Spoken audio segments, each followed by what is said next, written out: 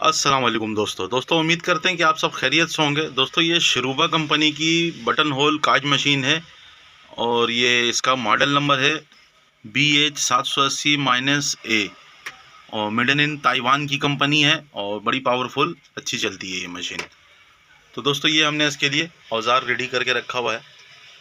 तो आज हम इस मशीन का मेन शाफ्ट सारा खोल के दिखाएंगे कि इसका मेन शाफ्ट सारा इधर ये वाला सारा मेन शाफ्ट किस तरीके से खोला जाता है, इसका काउंटर वेट किस तरीके से निकाला जाएगा, निडल बार जिगजैग फ्रेम किस तरीके से खोला जाएगा, नाइफ असेंबली इसका जो बकिया और भी जो भी सारी चीज़ें इसके अंदर मेन शाफ्ट के साथ लगी हुई है, ये सारी चीज़ें खोल के दिखाऊंगा। दोस्तों अगर मेरी वीडियो को आप लोग स्किप नहीं करेंगे, फुल वीडियो देखेंगे तो इंशाल्लाह आप लोग सिर्फ शिरूबा नहीं जोकी का भी और दूसरे मॉडल जितनी भी मशीनें हैं काज मशीन आप सबका मेन शाफ्ट खोल सकेंगे। तो आइए दोस्तों वीडियो को स्टार्ट करते हैं। दोस्तों सबसे पहले इसका जो ये जिगजैग फ्रेम हमारा लगा हुआ है जिसको निडल बार गजबुश फ्रेम भी कहते हैं, इसको हम निकाल लेंगे। इधर एक 3 नंबर की एलकी का स्क्रू लगा हुआ है, ये जो हमारा सपोर्टर पिन लगा हुआ है कि जो इसको पुशिंग करके रखता है, ऐसे हम इसको दबा के पुशिंग कर देते हैं ताकि ये एक जगह पे अपना काम करता रहे। तो इसको हम सबसे पहले निकाल लेंगे। ये 3 नंबर की एलकी का स्क्रू एक यहाँ पे लगा हुआ होता है और इस पर कोई कट मार्क वगैरह नहीं है, तो इसको आप आसानी से ऐसे निकाल सकते हैं।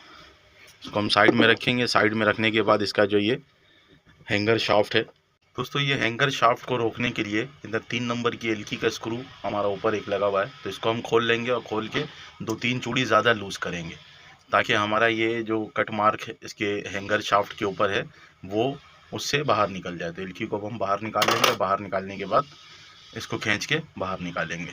तो इसको हम प्लास की मदद से ऐसे पकड़ लेंगे और इसको अपनी तरफ ऐसे खींचते जाएंगे। तो ये हमारा हैंगर शाफ्ट बाहर आ जाएगा क्योंकि ये हैंगिंग शाफ्ट कहलाता है और ये हमारे जो ये शाफ्ट है इसको हैंगिंग कर रहा होता है, यानी कि हैंगर का जैसा काम कर रहा होता है यहाँ पे। बाकी हमारा जो जिगजैग असेंबली पीछे से आ रहा है वो इसको ऐसे ऐसे हिला रहा होता है। तो इसको हम निकाल लेंगे और ये फ्रेम भी हमारा बाहर आ जाएगा। जो निडल बार गजबुश फ्रेम है हमारा, ये भी हमारा बाहर आ जाएगा। इसका एक ब्लॉक यहाँ पे लगा हुआ होता है, इस ब्लॉक को भी हमने निकाल के साइड में रख लेना है। दोस्तों इसका बूट रेगुलेटर खोल लेंगे। बूट बार रेगुलेटर जो बूट को प्रेशर दे रहा होता है, नीचे दबा के रखता है, ये बूट प्रेशर रेगुलेटर कहलाता है। तो इसको हम खोल लेंगे। इसके नीचे स्प्रिंग लगा हुआ है, उसको भी निकाल लेंगे हम। दोस्तों ये स्प्रिंग भी हम इसका खींच के ऐसे बाहर निकाल लेंगे और बाहर निकाल के इसका जो बूट बार है वो भी बाहर निकाल लेंगे। दोस्तों यहाँ पे ये बूट बार एडजस्टिंग पिन लगा हुआ है और इसके अंदर 3 नंबर की एलकी का एक स्क्रू है, तो इसको भी हम लूज़ कर लेंगे। तो इसको हम लूज़ करके और इसका जो बूट बार है उसको हम बाहर निकाल लेंगे। इसका इस साइड पे एक स्क्रू यहाँ पे लगा हुआ है, इस स्क्रू को भी खोल लेंगे तो हमारा बूट बार आज़ाद हो जाएगा। और जो हमारा काउंटर वेट है ऊपर लगा हुआ, जो इस जगह पे ये हमारा काउंटर वेट लगा हुआ है, इसको जगह मिलेगा बाहर निकलने के लिए। अगर हम निकालेंगे काउंटर वेट को बाहर तो ये अड़ेगा इसके साथ। तो मैं स्क्रू खोल लेता हूँ। स्क्रू खोल के इसका बूट बार को ऊपर की तरफ से खींच के हम निकाल लेंगे। तो ये इधर से ऐसे हम इसको ऐसे ऊपर से खींचते जाएंगे। तो ये हमने इसका बूट बार खोल लिया है और इसके स्क्रू को हम जो भी खोलेंगे, स्क्रू वगैरह अगर वहीं पे फंस सकता है तो कोशिश करेंगे कि हम वहीं पे लगा के रखें ताकि बाद में फिट करना आसान हो। दोस्तों इसका जो थ्रेड टेकअप लीवर और काउंटर वेट जो है ये बिल्कुल क्लियर दिख रहा है और इसको अब हम खोलेंगे। ये सारा हम खोल के बाहर निकालेंगे।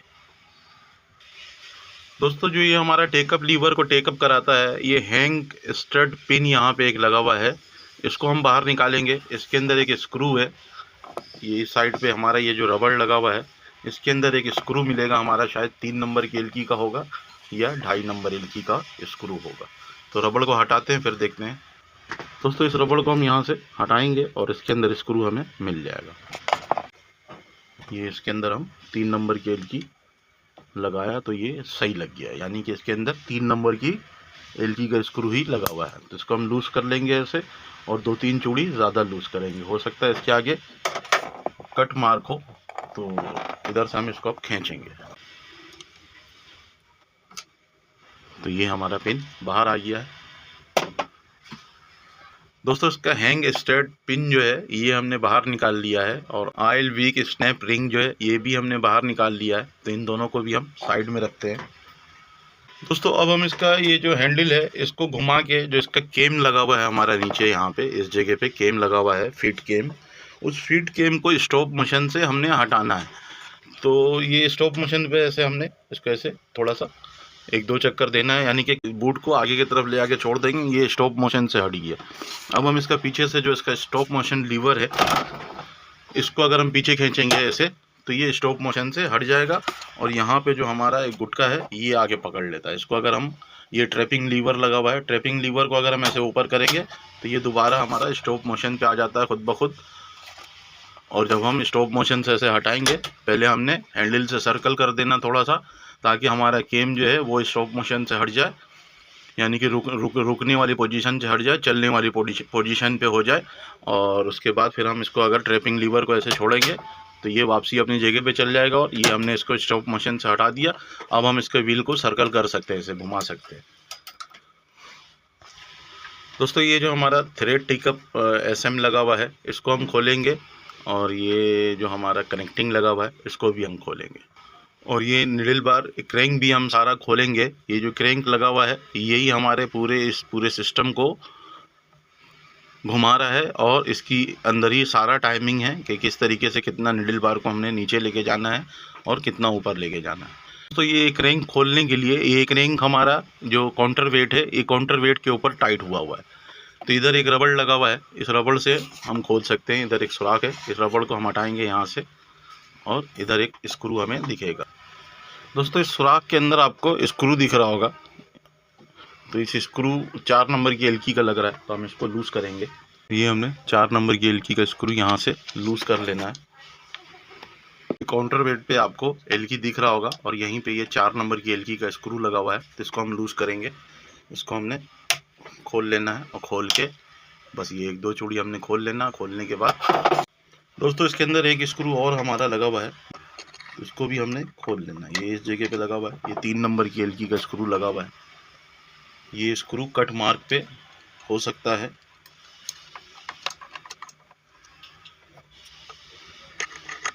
तो ये हमने यहाँ से ऐसे खोल लेना है इसको। तो ये हम 2-3 चूड़ी ज़्यादा खोलेंगे, क्योंकि हो सकता है यहाँ पे कट मार्क हो, और फिर हम इसको ऐसे आराम आराम से खींचेंगे और हिला के देखेंगे कि ये लूज़ हुआ नहीं हुआ। तो ये लूज़ हो गया है और अपनी जगह से फ्री भी है, तो इसको हम ऐसे हिला हिला के अपनी तरफ खींचते जाएंगे तो ये बाहर आ जाएगा।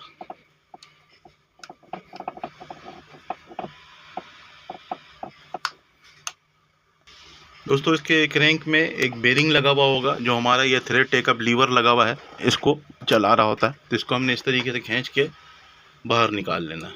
और इसका जो कट मार्क है 3 नंबर की एलकी का जो स्क्रू लगा हुआ है इस साइड पे, ये इसी साइड पे हमारा कट मार्क है इसका। तो इसको भी हम साइड में रखते हैं। इसके अंदर सिंपल हमारा बेरिंग एक लगा हुआ होता है, ये बेरिंग एक इसके अंदर लगा हुआ है, और एक बेरिंग इसके अंदर लगा हुआ है, और ये एक रिंग बना हुआ है जो हमारा टेकअप लीवर को और निडल बार को ऊपर नीचे करवाने में मदद करता है। तो इसको भी हम साइड में रखते हैं। इसके पीछे एक वाशर होता है, ये वाशर को संभालना आपने ज़रूरी है, लगाते वक्त इस वाशर को आपने लगाना ज़रूरी है, नहीं तो ये सही काम नहीं करेगा। दोस्तों अगर आपका जैसे सिर्फ इस कनेक्टिंग के अंदर चाल आ जाता है तो ये बेरिंग आप आराम से चेंज कर सकते हैं, इसको खोलने की भी ज़रूरत नहीं पड़ती है। और अगर इसके अंदर वाला बेरिंग में कोई मसला आ जाता है तो ये पूरा एक रिंग बाहर निकालना पड़ता है। और ये जो नट लगा हुआ है ये उल्टी चूड़ी का नट होता है, इसको जिस तरफ टाइट करेंगे उसी तरफ खुलेगा और ये कनेक्टिंग भी बाहर आ जाएगा, बेरिंग भी बाहर आ जाएगा। तो इसको भी साइड में रखते हैं। दोस्तों इसका जो ये अपर कवर है, ये अपर कवर हटा लेंगे यहाँ से। दोस्तों इसमें जो है ये अपर कवर हटाना आसान है, जो 80 का मॉडल है, और जो 81 का मॉडल है उसमें थोड़ा सा मुश्किल है। मुश्किल क्या है कि हमारा जो ये गफिंग रोलर लगा हुआ है, गेयर रोलर, ये इस गेयर रोलर के नीचे जो हमारा ये सपोर्टर लगा हुआ है जिसको ये गेयर रोलर घुमा रहा होता है, उसको भी खोलना पड़ता है। जो हमारा 81 का मॉडल है, जुगी मॉडल, लेकिन इसके अंदर ऐसा नहीं है। इसके अंदर हम बस कवर खोलेंगे और ये कवर हट जाएगा। तो ये कवर हम खोल के फिर नहीं हटाते हैं। दोस्तों इसका ये गफिंग रूलर जो है, ये कांच का जो घना कांच बनाना और कम घना करना हो आपको कांच, तो इसी रूलर को हम चेंज करेंगे। इसमें मुख्तलिफ साइज़ का रूलर आता है जिसके ऊपर नंबर लिखा हुआ होता है। ये 83 टाके का है, इसमें 110 टाके का भी आएगा, 90 टाके का भी है, और इधर से भी ये छोटा होगा। तो जैसा आपको कांच चाहिए हो उसके हिसाब से आप रूलर ले सकते हैं। तो इन दोनों रूलर को हम साइड में रखते हैं, ये गफिंग रूलर कहलाता है, और इसको हम ऐसे खींचेंगे तो ये बाहर आ जाएगा। और यही अगर हम 781 में करेंगे तो इन दोनों को भी खोलना पड़ेगा, फिर जाके बाहर आएगा। दोस्तों यहाँ पे हमारा गियर बेल्ट लगा हुआ है। ये जो हमारा 80 का मॉडल है उसके अंदर गियर बेल्ट आया है, और 81 के मॉडल में जैसा सिंगर निडल के अंदर सिंगर निडल के जो शटल रॉड को चला रहा होता है, ये उस पे उस किस्म का जो 781 का मॉडल है हमारा, उस किस्म का उसके अंदर गियर और शाफ्ट लगा हुआ होता है, लेकिन इसके अंदर गियर बेल्ट लगा हुआ है। ये हमारा गियर बेल्ट आपको दिख रहा होगा। दोस्तों यहाँ पे हमारे ये ऑयल रिसीवर टैंक छोटा सा बना के लगाया हुआ है, और इसके अंदर फोम लगा हुआ है, और यहीं से ऑयल डिस्ट्रीब्यूट होके हर जगह पे ऊपर पहुँच रहा होता है डोरी के ज़रिए। तो इसके नीचे 2 स्क्रू लगा हुआ है, इन दोनों को हम खोल लेंगे।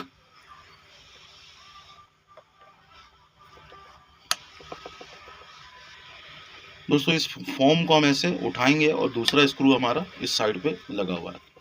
तो ये ऑयल रिसीवर टैंक हम यहाँ से खोल के फिलहाल हटाएंगे, ताकि हमें शाफ्ट का पुर्जा सारा दिखे।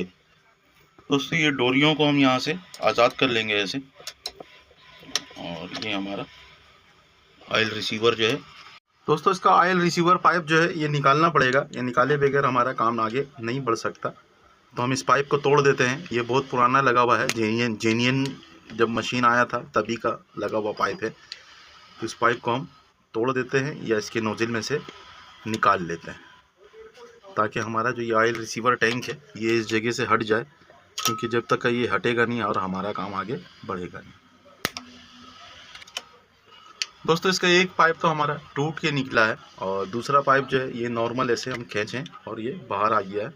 ये जो दूसरा पाइप है ये हमारा जो ऑयल टैंक के अंदर ऑयल यानी कि जो रह जाता है उसको वापस ले जाने का काम कर रहा है, रिटर्न।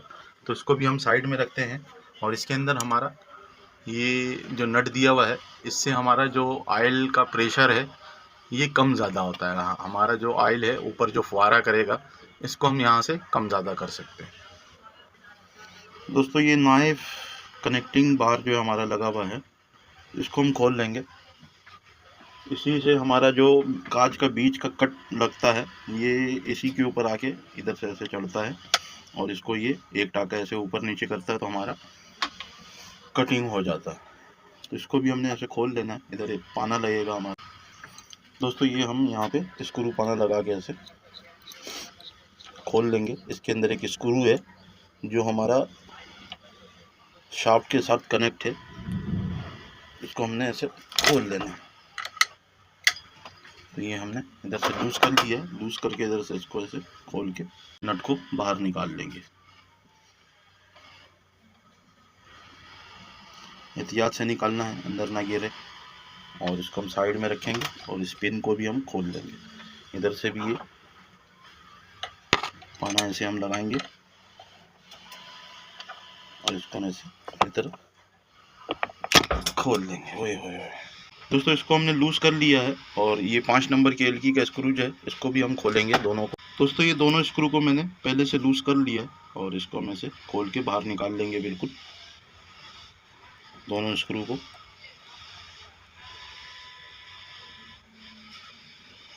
दोस्तों अब हम ये इसका जो बीच वाला कनेक्टिंग स्क्रू है इसको भी खोल लेंगे, क्योंकि ये 5 नंबर की एलकी का स्क्रू लगा रहने से ये नट हाथ से घूम नहीं रहा था, अभी ये घूमना शुरू हो गया है। 5 नंबर की एलकी का स्क्रू मैंने निकाला बाहर, उसके अंदर स्पेस आ गया है, तो इन नट को घूमना आसान हो गया है। दोस्तों ये हमने खोल लिया। तो ये 1-2 चूड़ी पे अटका हुआ है, और इसको हम ऐसे बाहर निकाल लेंगे। तो ये हमारा कनेक्टिंग जो है ये बाहर आ गया है। ये एक डोरी इसके अंदर अटका हुआ है, इस डोरी को भी हम इधर से खोल लेंगे। इधर पेचकस स्क्रू लगा हुआ है।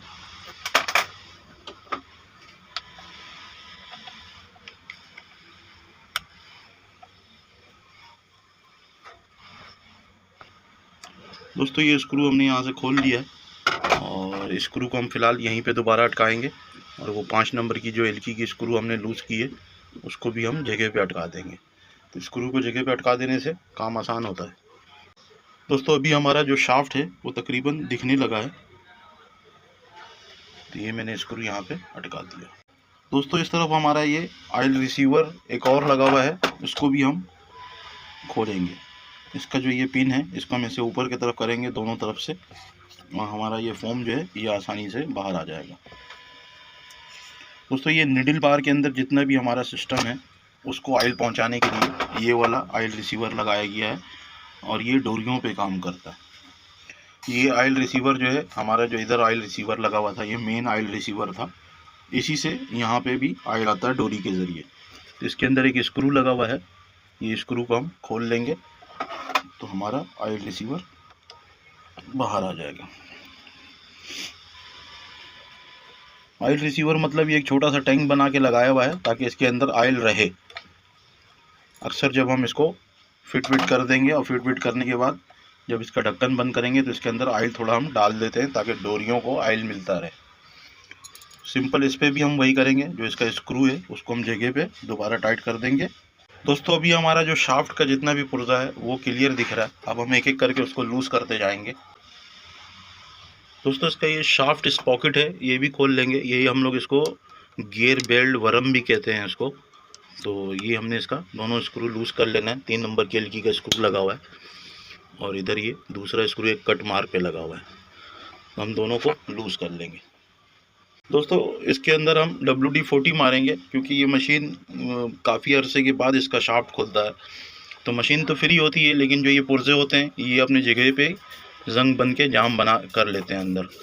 हम इसको सारे को WD-40 मारेंगे। अगर इसके अंदर कोई जंग वंग होगा तो वो लूज़ हो जाएगा और खोलना आसान होगा। आप मिट्टी का तेल भी लगा सकते हैं। दोस्तों ये हमने दोनों स्क्रू यहाँ से लूज़ कर लेना है। एक स्क्रू इसका कट मार्क पे होगा तो एक को हम थोड़ा ज़्यादा लूज़ करेंगे। अगर ये गियर हमारा इस तरफ ऐसे घूम रहा है तो जो इधर से पहला स्क्रू है वो कट मार्क पे होगा। तकरीबन सारा स्क्रू इसी तरीके से, जो पहला स्क्रू है वो सारा कट मार्क के ऊपर टाइट होगा। इधर हमारा बॉल बेयरिंग कॉलर लगा हुआ है, इस कॉलर के भी दोनों स्क्रू को हमने लूज़ कर लेना है। स्क्रू मैंने पहले से खोल लिया था, वो इसलिए कि वीडियो बनाते बनाते खोलना थोड़ा मुश्किल होता है। तो ये सारे स्क्रू को मैं लूज़ कर लूँगा। दोस्तों जो हमारा नीचे हमारा जो मेन कैम लगा हुआ है, जो पूरी मशीन को कमांड दे रहा होता है, जो फीड कैम कहला रहा है, ये वर्म जो है उसी को चला रहा होता है। ये इस तरफ से गियर लगा हुआ है, ये गियर इस शाफ्ट को घुमा रहा होता है और ये शाफ्ट के ऊपर हमारा 2 जो गफिंग गियर लगा हुआ होता है, जो कांच को हम घना और कम घना करते हैं। तो ये इसके साथ कनेक्ट होता है और कनेक्ट होने के बाद फिर ये वाला शाफ्ट जो है ये नीचे हमारा मेन जो हमारा लगा हुआ है मेन फीड केम, उस फीड केम को ये घुमा रहा होता है। तो ये भी हम लूज़ कर लेंगे और लूज़ करके इसको ऐसे आगे पीछे करके देख लेंगे। और इधर हमारा जो है बेरिंग कॉलर एक और लगा हुआ है, इसके भी दोनों स्क्रू को हमने लूज़ कर लेना है। एक स्क्रू इसका भी हो सकता है कट मार्क पे हो। दोस्तों एक कॉलर हमारा इधर भी लगा हुआ है, बेरिंग कॉलर, इसके अंदर भी हमारा 3 नंबर की एलकी का स्क्रू लगा हुआ है। इन दोनों को भी हमने लूज़ कर लेना, 2-2 3-3 चूड़ी ऐसे ज़्यादा लूज़ कर लेना। और यहाँ पे हमारा एक केम लगा हुआ है जो नाइफ असेंबली को चला रहा होता है, पूरा इस नाइफ असेंबली को जो कांच को कट कर रहा होता है। इसके अंदर 2.5 नंबर की एलकी का स्क्रू लगा हुआ है, तो 2.5 नंबर की एलकी से हम इसको खोल देते हैं। दोस्तों इस केम का हमारा जो दूसरा स्क्रू है वो कट के ऊपर है, तो हमने दूसरे स्क्रू को थोड़ा ज़्यादा लूज़ करना है। इसका जो पहला स्क्रू है वो कट के ऊपर नहीं है, जो शाफ्ट के ऊपर कट बना हुआ होता है ये उसके ऊपर नहीं है। पहला स्क्रू हमारा कट पे था तो वो हमने लूज़ कर लिया है और शाफ्ट का तकरीबन पीस हमने जितना भी इसका पार्ट्स लगा हुआ है सारों को हमने लूज़ कर लिया है। अब इसका स्टॉपर व्हील खोल लेंगे। दोस्तों ये स्टॉप मोशन स्प्रिंग हमारा लगा हुआ है, इसको हम निकाल लेंगे बाहर। और जो स्टॉप मोशन असेंबली है सारा, इसको भी हम खोल के बाहर निकालेंगे। तो ये हमने स्प्रिंग निकाल लिया, ये 2 पीस में लगा हुआ था, तो इससे कोई फ़र्क नहीं पड़ता, आप 2 में भी लगा सकते हैं, 1 में भी लगा सकते हैं। इसका काम ये है कि इसको वापसी लेके जाना। तो इसका स्टॉप मोशन असेंबली खोलने से पहले हमें ये स्क्रू एक यहाँ पे लगा हुआ है जो केम स्क्रू है, इसको हम खोल लेंगे। ये स्टार्टिंग लिंक ड्राइवर रॉड लगा हुआ है, इस रॉड के ऊपर रॉड के साथ जो है ये हमारा स्क्रू लगा हुआ है, मशीन को चलाने और रोकने में ये मदद करता है। अगर ये नहीं लगा हुआ होगा और हमारी मशीन चल रही होगी और बूट आप उठा देंगे तो पुर्जे टूटने का ख़तरा होता है। तो ये सेफ्टी के लिए लगा हुआ है कि हमारा जो मशीन जब चल रहा हो तो उस वक्त बूट ना उठे, तो इसलिए इसको लगाया गया है। इसको भी हमने खोल लिया है और खोलने के बाद स्क्रू को हम दोबारा जगह पे ऐसे लगा लेंगे फिर हम इसका जो ये यहाँ पे 8 नंबर की एलकी का स्क्रू लगा हुआ है, 2 स्क्रू, इसको हम खोल लेंगे। एक ये लगा हुआ है, बहुत ज़्यादा टाइट है, तो ये मैंने एक खोल लिया इसका स्क्रू। अब इसको हम बाहर निकाल लेते फुल।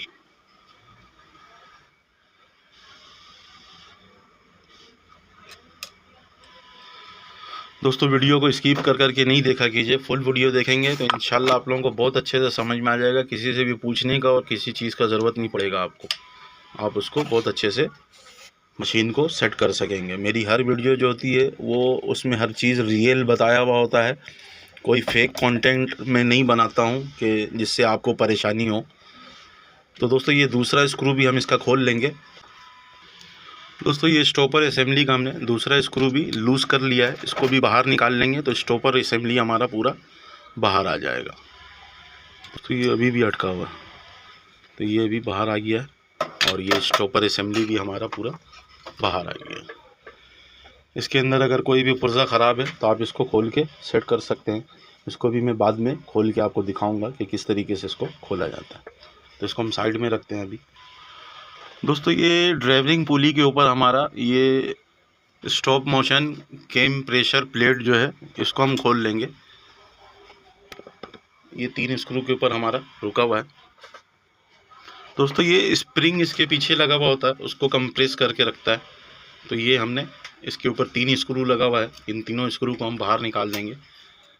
तो ये एक बहुत बड़ा सा वाशर जैसा बना हुआ है, इसको हम बाहर निकाल लेंगे।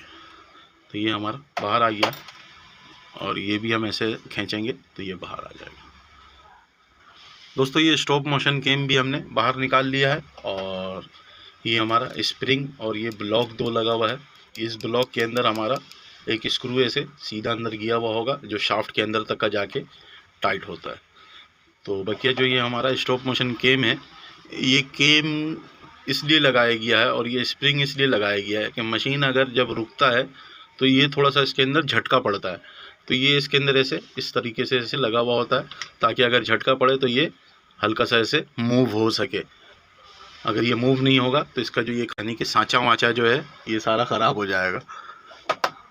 दोस्तों इसको बैक लाइट सेगमेंट कहते हैं। ये स्प्रिंग को सपोर्ट करता है कि स्प्रिंग हमारा इसके अंदर फ्री ना हो। ये फाइबर का बना हुआ होता है।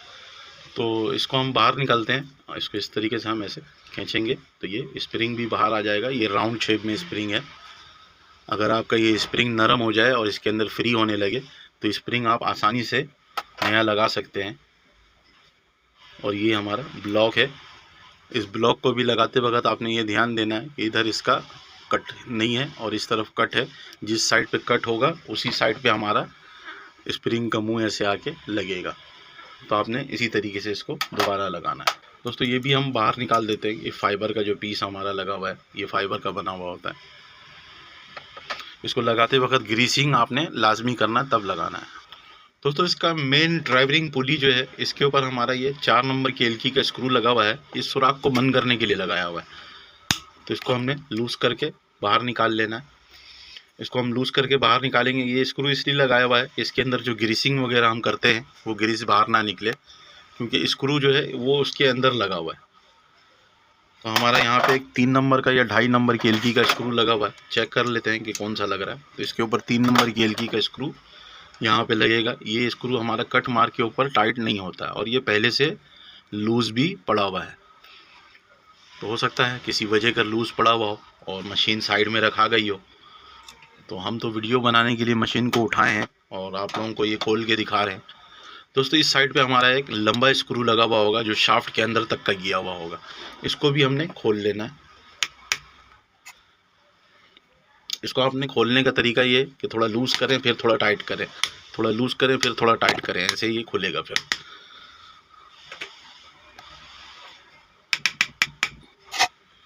क्योंकि ये शाफ्ट के अंदर गिया हुआ होता है और शाफ्ट के अंदर जंग आ जाता है। जब जंग आ जाता है तो उसका खुलना थोड़ा सा मुश्किल हो जाता है। तो ये हम इधर से ऐसे खोल लेंगे। तो ये खुल गया है, तकरीबन खुल गया और इसको हम ऐसे खोल के बाहर निकाल लेंगे।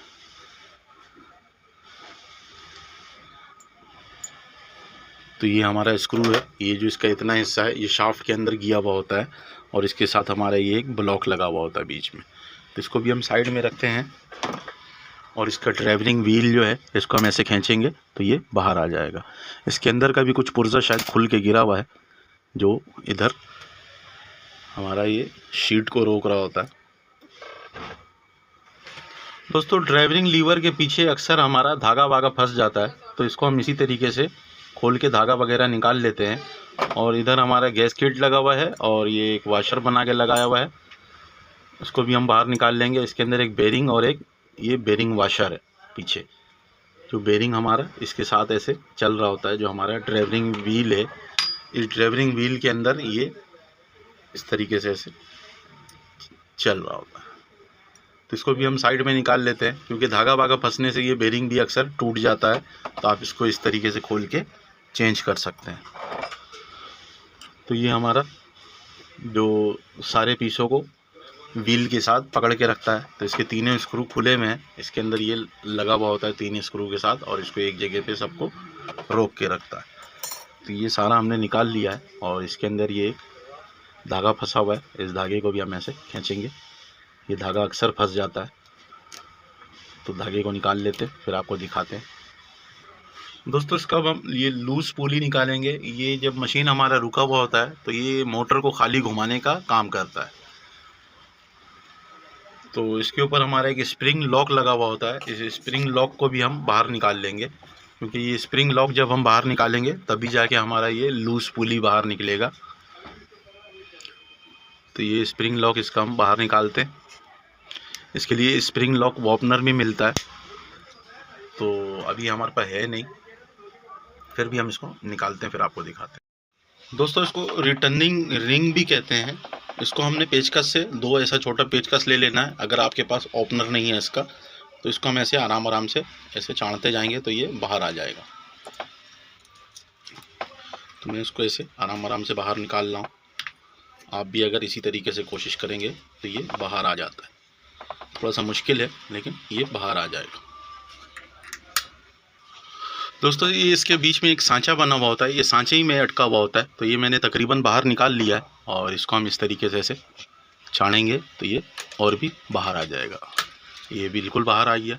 तो इसी तरीके से अगर आप निकालेंगे तो ये ख़राब नहीं होगा। अगर और कोई कोशिश करेंगे तो ये ख़राब भी हो जाएगा, आड़ा टेढ़ा हो जाएगा, तो फिर आपको नया लेके लगाना पड़ेगा। दोस्तों ये हमारा फ्री व्हील जो है ये आज़ाद हो गया है और इसको हम बाहर निकाल लेते हैं। दोस्तों इस तरीके से कोई नट या कोई शाफ्ट आपने छोटा रख लेना है और इसको हम चोट मारते जाएंगे थोड़ा थोड़ा, तो ये बाहर आ जाएगा। आपने राउंड हिस्से में चोट मारना है, कोई एक जगह पे चोट नहीं मारना है। तो ये बाहर आना शुरू हो गया है, आपको नज़र आ रहा होगा कि इसके यहाँ पे गैप बढ़ गया है। तो मैं इसी तरीके से आराम से इसको बाहर निकाल लेता हूँ। दोस्तों इसी तरीके से हमने चोट मारते जाना है तो ये बाहर निकलता जाएगा। अभी ये तकरीबन बाहर आ चुका है, थोड़ा सा अटका हुआ है, ये भी मैं निकाल लेता हूँ। दोस्तों ये व्हील तकरीबन निकल गया है और इसको हम ऐसे बाहर निकाल लेंगे। अक्सर इसका बेरिंग जाम हो जाता है या बेरिंग के अंदर आवाज़ आ जाता है बहुत ज़्यादा, तो ये खोलना पड़ता है बेरिंग चेंज करने के लिए। इसको भी हम साइड में रखते हैं। दोस्तों इधर ये बेरिंग रिटर्नर जो लगा हुआ है हमारा, इसके ऊपर 3 स्क्रू लगा हुआ है। इन तीनों को हम लूज़ करके बाहर निकाल लेंगे। दोस्तों ये बेरिंग रिटर्नर का हमने तीनों स्क्रू खोल लिया है और इसको हम ऐसे खींचेंगे अपने तरफ तो ये बाहर आ जाएगा। इसके अंदर भी बहुत कचरा वगैरह फंसा हुआ है, ये आपको दिख रहा होगा, और यहाँ पे भी आपका डस्ट वगैरह फंसा हुआ है। इसको भी हम साइड में रखते हैं। साइड में रखने के बाद इसके जो स्क्रू है इसको हम जगह पे ऐसे लगा लेंगे। दोस्तों इसका ये जो मेन शाफ्ट बुशिंग कॉलर है इसको हम खोल लेंगे। ये 4 नंबर की एलकी का 4 स्क्रू इसके ऊपर लगा हुआ है, तो इसको हमने चारों को लूज करके बाहर निकाल लेना है।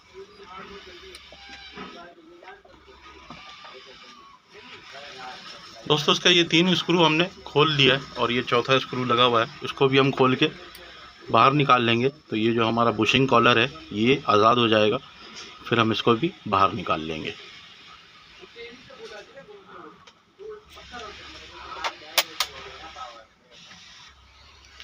दोस्तों ये बुशिंग कॉलर हम ऐसे खींचेंगे बाहर आ जाएगा। ये आगे से इसका कॉलर स्क्रू हमने पहले से इसका लूज़ कर लिया था और ये इसके अंदर जंग आ जाता है, तो मैंने इसीलिए इसके अंदर WD-40 जो है वो पहले लगाया है ताकि इसका जो जंग वंग है वो नरम हो जाए। दोस्तों इस जगह से हमने देखना है ये काउंटर वेट किसी चीज़ के साथ अड़े नहीं और हम आराम से ऐसे शाफ्ट को आगे धक्का देते जाएंगे तो ये बाहर की तरफ आना शुरू हो जाएगा। पीछे से जो हमने पुर्जे को लूज़ किया है उसको भी हम ऐसे पीछे करते जाएंगे। जब हम इसको ऐसे धक्का देंगे तो हमने इस पुर्जों को भी पीछे करते जाना है ऐसे। फिर हम शाफ्ट से और धक्का देंगे, फिर हम इसको ऐसे पीछे करते जाएंगे तो ये हमारा शाफ्ट बाहर आ जाएगा ऐसे इस तरीके से। तो तकरीबन ये इधर से काउंटर वेट बाहर आ गया है, इसको हम आराम से ऐसे खींचेंगे। तो हमारा जो गियर वरम है, जो बेल्ट गियर वरम है वो अभी आज़ाद होने वाला है, तो इसको हम पकड़ लेंगे ताकि ये अंदर की तरफ गिरे नहीं ऐसे। दोस्तों इधर से ऐसे कोई हम नट या कोई शाफ्ट वगैरह ऐसे लगा के हल्का हल्का चोट मारेंगे तो हमारा शाफ्ट आगे जाने लगेगा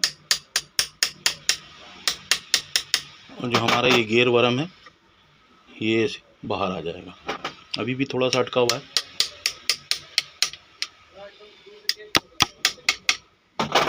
बेल्ट चढ़ा हुआ है, इस वजह से इसको उतरना थोड़ा सा मुश्किल हो रहा है। अगर बेल्ट हम उतार लेते पहले तो ये मुश्किलात नहीं होता। तभी हम इसको इधर से रिटर्न मारेंगे और यहाँ से ऐसे नट लगा के रखेंगे, पकड़ नट को, और इसको हम इधर से ऐसे चोट मारेंगे। ये हमारा गियर वरम जो है ये बाहर आ गया है और इसको हम बेल्ट से ऐसे आज़ाद करके बाहर निकाल लेंगे। अक्सर ये गियर वरम भी ख़राब हो जाता है, इसका गियर वेयर घिस जाता है, ज़्यादा दिन चलता है तो इसको भी चेंज करना पड़ता है। और बेल्ट तो अक्सर इसका टूट जाता है, बेल्ट टूट जाता है तब भी ये खोलना पड़ता है, तो हम पीछे से इतना खोल के उसको हम सेट कर लेते हैं। दोस्तों इधर से काउंटर वेट को हम पकड़ के आगे खींचते जाएंगे तो शाफ्ट हमारा आगे जाएगा और इधर से जो ये दूसरा वरम लगा हुआ है जो पूरी मशीन को हमारा चला रहा है इसको भी हम बाहर निकाल लेंगे ऐसे। तो ये हमने इधर से ऐसे बाहर निकाल लेना है। तो ये वरम भी हमने बाहर निकाल लिया। ये भी कट जाता है अक्सर चलते चलते, इसका जो ये दांत बना हुआ है ये कट जाता है, तब भी ये वरम चेंज करना पड़ता है। या ये वाला का इसका जो गियर लगा हुआ है इसका भी अगर दांत कट जाए तो ये हमें चेंज करना पड़ता है। इसको और आगे लेके जाएंगे ऐसे। शाफ्ट हमारा अब आज़ाद है बिल्कुल। इधर ब्लेड कनेक्टिंग केम जो लगा हुआ है उसके ऊपर अटका हुआ है, तो ये ब्लेड कनेक्टिंग केम भी हमने निकाल लिया बाहर। इसके अंदर एक बेरिंग होता है, ये बेरिंग अगर कट जाता है तो इसके अंदर चाल आ जाता है। ये भी आप आसानी से, इसके अंदर स्प्रिंग लॉक एक लगा हुआ है, स्प्रिंग लॉक अगर निकाल के इसको अलग करेंगे तो ये अलग हो जाएगा और ये शाफ्ट हमारा बाहर आ जाएगा। तो ये हमारा शाफ्ट बाहर आ गया काउंटर वेट के साथ। दोस्तों शाफ्ट हमारा सारा बाहर आ गया है। अब इसके अंदर बेरिंग और बेरिंग कॉलर जो होता है वो अटका हुआ है। अगर बेरिंग भी चेंज करना है तो आप इधर से चोट मार के बेरिंग भी निकाल सकते हैं। दोस्तों इधर से भी हमारा बेरिंग कॉलर दिख रहा है। ये अगर बेरिंग चेंज करना है तो बेरिंग हम इसका किधर भी उस तरफ भी निकल जाएगा और इस तरफ भी निकल जाएगा। ऑयल पंप के हवाले से बात करेंगे कि इसका जो ऑयल पाइप वगैरह ये किस तरीके से इसका वायरिंग किया जाता है, पूरा मत्थे से ऑयल वापस किस तरीके से जाता है और इसके अंदर पंप की सेटिंग क्या होती है। दोस्तों अगर आपकी मशीन का ऑयल ऊपर की तरफ शो नहीं हो रहा है कि ऑयल चढ़ रहा है या नहीं चढ़ रहा है, तो ये 780 में जो पंप लग के आया है ये पंप थोड़ा अलग है। यानी कि ये पंप हमारा ओवरलॉक वगैरह में, कंसाई में इसी टाइप का पंप लगा हुआ होता है, वो थोड़ा बड़ा होता है।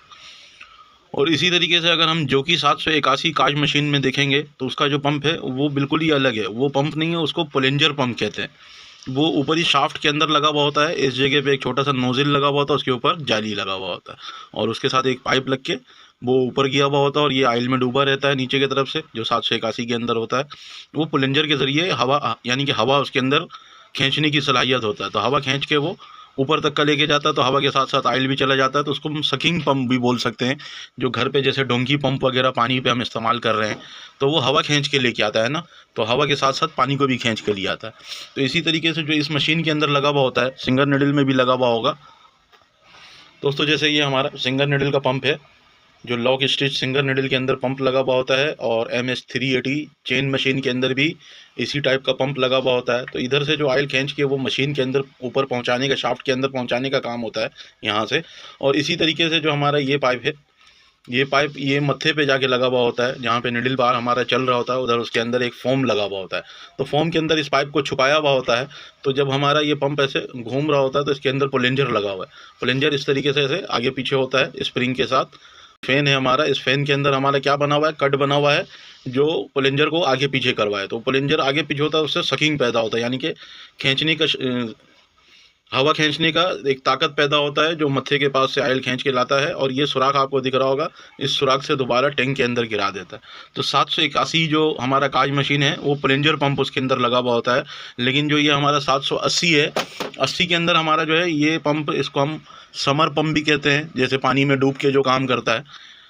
तो इस तरीके से हम इस पंप को खोल के बाहर निकाल लेंगे। 4 नंबर की एलकी का 2 स्क्रू इसके अंदर नीचे की तरफ लगा हुआ है, इसको हम खोल लेंगे। लेकिन उससे पहले हम इसके अंदर जो पाइप लगा हुआ है, 2 पाइप होगा। एक पाइप जो है ये वाला, ये पाइप ऑयल को ऊपर जो ऑयल का डिस्पेंसर बना हुआ है उसके अंदर पहुंचाने का काम कर रहा है। और इसी तरीके से ये वाला जो पाइप लगा हुआ है, ये मत्थे के पास से जो ऑयल है वो खींच के वापसी ला रहा है। वहाँ पे पाइप को फोम के नीचे दबाया हुआ है। अगर वहाँ कोई भी ऑयल ऐसा आएगा तो उसको खींच के ये वापसी इस सुराख से गिरा देगा। इधर एक सुराख बना हुआ हमारा, इस जगह पे ये आपको नोज़िल दिख रहा होगा, जो ये नोज़िल लगा हुआ है, ये ऑयल को दोबारा टैंक में गिराने का काम कर रहा है। और यहाँ से ऑयल अंदर जा रहा है, इस जगह से ऊपर चला जा रहा है, ऑयल डिस्पेंसर में जा रहा है। ऑयल डिस्पेंसर से गिर के जब ऑयल डिस्पेंसर में गिर जा रहा है ऑयल, तो यहाँ पे एक पाइप लगा हुआ है, ये पाइप से ऑयल वापसी टैंक में आगे गिर जा रहा है। और जो हमारा मत्थे के पास से ऑयल आ रहा है, वो यहाँ से खींच के इस जगह से बाहर निकल रहा है। तो इसको हम खोलते हैं, पहले खोल के फिर हम सबसे पहले पंप को चेक करेंगे कि पंप जो है हमारा वो सही काम कर रहा है नहीं कर रहा है, ऑयल खींच रहा है नहीं खींच रहा है। क्योंकि जब तक ऑयल पंप नहीं उठाएगा तो आगे हम नहीं देख सकते। जब पंप हमारा सही हो जाएगा और पंप सही करने के बाद भी अगर ऑयल ना उठाए, तो तब जाके हम उसके वायरिंग वगैरह को देखेंगे। क्योंकि अगर मशीन बहुत ज़्यादा पुरानी हो जाती है चल चल के, तो उसका जो पाइप वगैरह होता है वो कड़क हो जाता है, कड़क होकर फिर वो फट के टूटने लगता है। तो ये चीज़ें होती है मशीन के अंदर। पहले हम स्टेप बाय स्टेप देखेंगे, ऐसा नहीं है कि हम पूरी मशीन को खोल के रख दें। दोस्तों ये भी हम इधर से ऐसे खोल लेंगे ये नोज़िल को। इसके अंदर 2 फाइबर वाशर लगा हुआ होता है, जो ऑयल को रोकने का काम करता है, यानी कि कम प्रेस हो के ऑयल बाहर ना हो जाए। क्योंकि प्रेशर से जब ऑयल आता है तो इन जगहों पे लीकेज आ जाता है। तो लीकेज रोकने के लिए ये फाइबर का वाशर बना के लगाया हुआ है इसके अंदर। दोनों साइड पे लगा हुआ होता है, एक इसका नीचे साइड पे भी लगा हुआ है, ये लगा हुआ है। दोस्तों ये 4 नंबर की जो 2 एल की स्क्रू लगी हुई है, इन दोनों को हम खोल लेंगे। इन दोनों को खोल लेंगे तो हमारा जो पंप है ये बाहर आ जाएगा। और हमारा जो पंप वर्क कर रहा है, वो जो शटल रॉड हमारा डला हुआ है इसके अंदर, पूरा ये शटल रॉड डला हुआ है। शटल रॉड के साथ ये जो गियर बेल्ट है ये अटैच है ऊपर मेन शाफ्ट के साथ। तो जब मेन शाफ्ट घूमता है तो हमारा शटल रॉड भी घूमना शुरू होता है। तो शटल रॉड के साथ हमारा एक ये पंप चल रहा होता है, और दूसरा एक जिगजैग जो असेंबली पूरा लगा हुआ है वो चल रहा होता है। तो इंशाल्लाह हम आगे काम करते करते आपको जिगजैग असेंबली का भी बताएंगे। ये हमारा जो गियर लगा हुआ है यहाँ पे, ये प्लास्टिक का जो ऊपर वाला गियर है, ये जिगजैग असेंबली के साथ कनेक्ट है। ऊपर एक चिमटा लगा हुआ है हमारा, कनेक्टिंग चिमटा लगा हुआ है, उस चिमटा के साथ ये जिगजैग केम हमारा कनेक्ट है। और जब शटल रॉड हमारा घूमता है तो वो उसको घुमा रहा होता है साथ साथ। तो अगर हमारा जिगजैग का टाइमिंग आउट हो जाता है तो हम इधर से ये 2 स्क्रू लूज़ करके, 2.5 नंबर की एलकी का स्क्रू लगा हुआ है या 2 नंबर का लगा हुआ है, इसको हम लूज़ करके आगे पीछे करते हैं तो हमारा जिगजैग सेट हो जाता है। तो ये भी इंशाल्लाह वीडियो में बताऊंगा मैं आगे चल के आपको। दोस्तों अक्सर ये जो हमारा गियर लगा हुआ है पंप के ऊपर, पंप के शाफ्ट के ऊपर जो हमारा ये गियर लगा हुआ है, ये गियर भी कट जाता है तो तब भी जाके हमारा ऑयल नहीं उठा रहा होता मशीन। और इधर भी ये गियर लगा हुआ है, अगर ये भी कट जाए, शटल रॉड के अंदर ये गियर लगा हुआ है, तो तब भी मशीन हमारा ऑयल नहीं उठाता। तो अगर ये सारी चीज़ें सही है तो उसके आगे देखते हैं। दोस्तों ये एक छोटे से जार में हमने ऑयल ले लिया है, और पंप के साथ हमने ये नोज़िल एक लगा के और ये एक पाइप अटैच कर लिया है, और इसको हम इस तरीके से इसके अंदर डुबाएंगे। तो पंप का जो ये नोज़िल है ये अड़ रहा है, इसको हम ऊपर की तरफ करेंगे ऐसे, इसको हम ऐसे ऊपर की तरफ रख के और फिर इसको हम ऐसे टाइट कर देंगे। तो यहाँ से जो ऑयल है ये बाहर निकलता है, जो ये नोज़िल हमने लगाया है, और यहाँ से ऑयल अंदर जाएगा। तो इसको हम इस तरीके से इसके अंदर ऐसे डुबा लेंगे, और डुबाने के बाद फिर हम इसको ऐसे घुमाएंगे। ऑयल थोड़ा ज़्यादा हो गया, कपड़ा रख नीचे।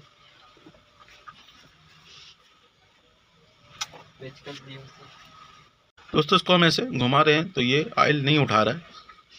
इसका इस साइड पे ये हमारा जो गियर है ये इसी साइड पे घूमेगा और ये ऑयल नहीं उठा रहा है। इसको खोल लेते हैं, खोल के देखते हैं। दोस्तों ऑयल पंप को खोल लेते हैं, ये पाइप हम यहाँ से बाहर निकाल लेते हैं इसका।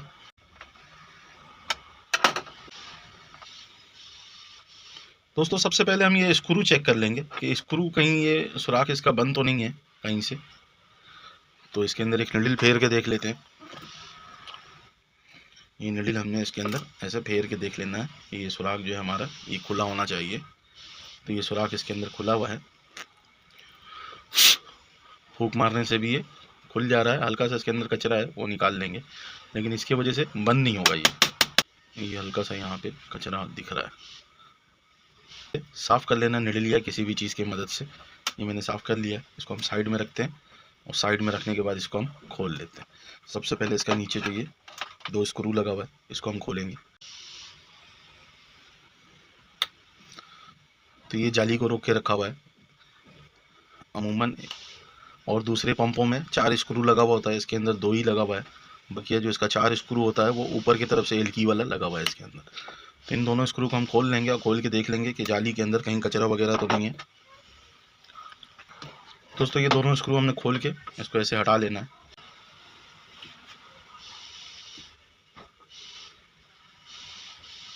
मशीन अगर काफ़ी दिनों से बंद पड़ी रहे तो ये इसका ये हाल हो जाता है।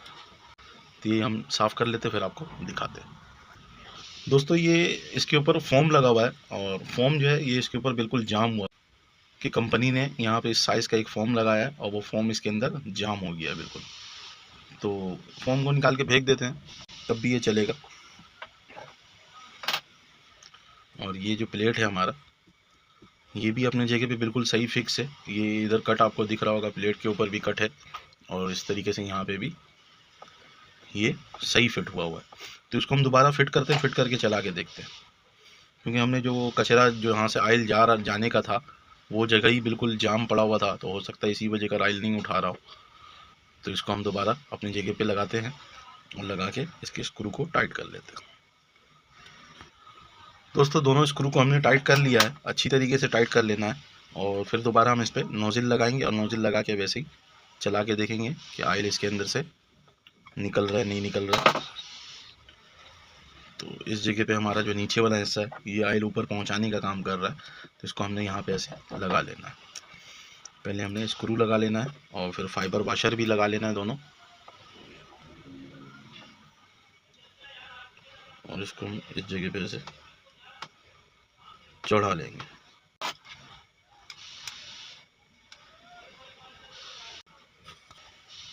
तो दोस्तों इसको हम अच्छी तरीके से ऐसे ऊपर करके टाइट कर लेंगे, और टाइट करने के बाद फिर हम इधर थोड़ा कपड़ा रखेंगे ताकि टेबल हमारा साफ़ रहे, और उसके बाद फिर हम ऑयल में डुबा के इसको चेक करेंगे कि हमारा गोया काम हुआ नहीं हुआ। इसको हमने इस तरीके से ऑयल में डुबा लेना है।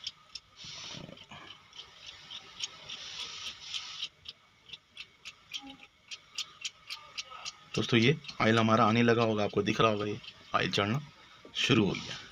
तब हम ऐसे घुमाते जाएंगे और ऑयल हमारा आता जाएगा।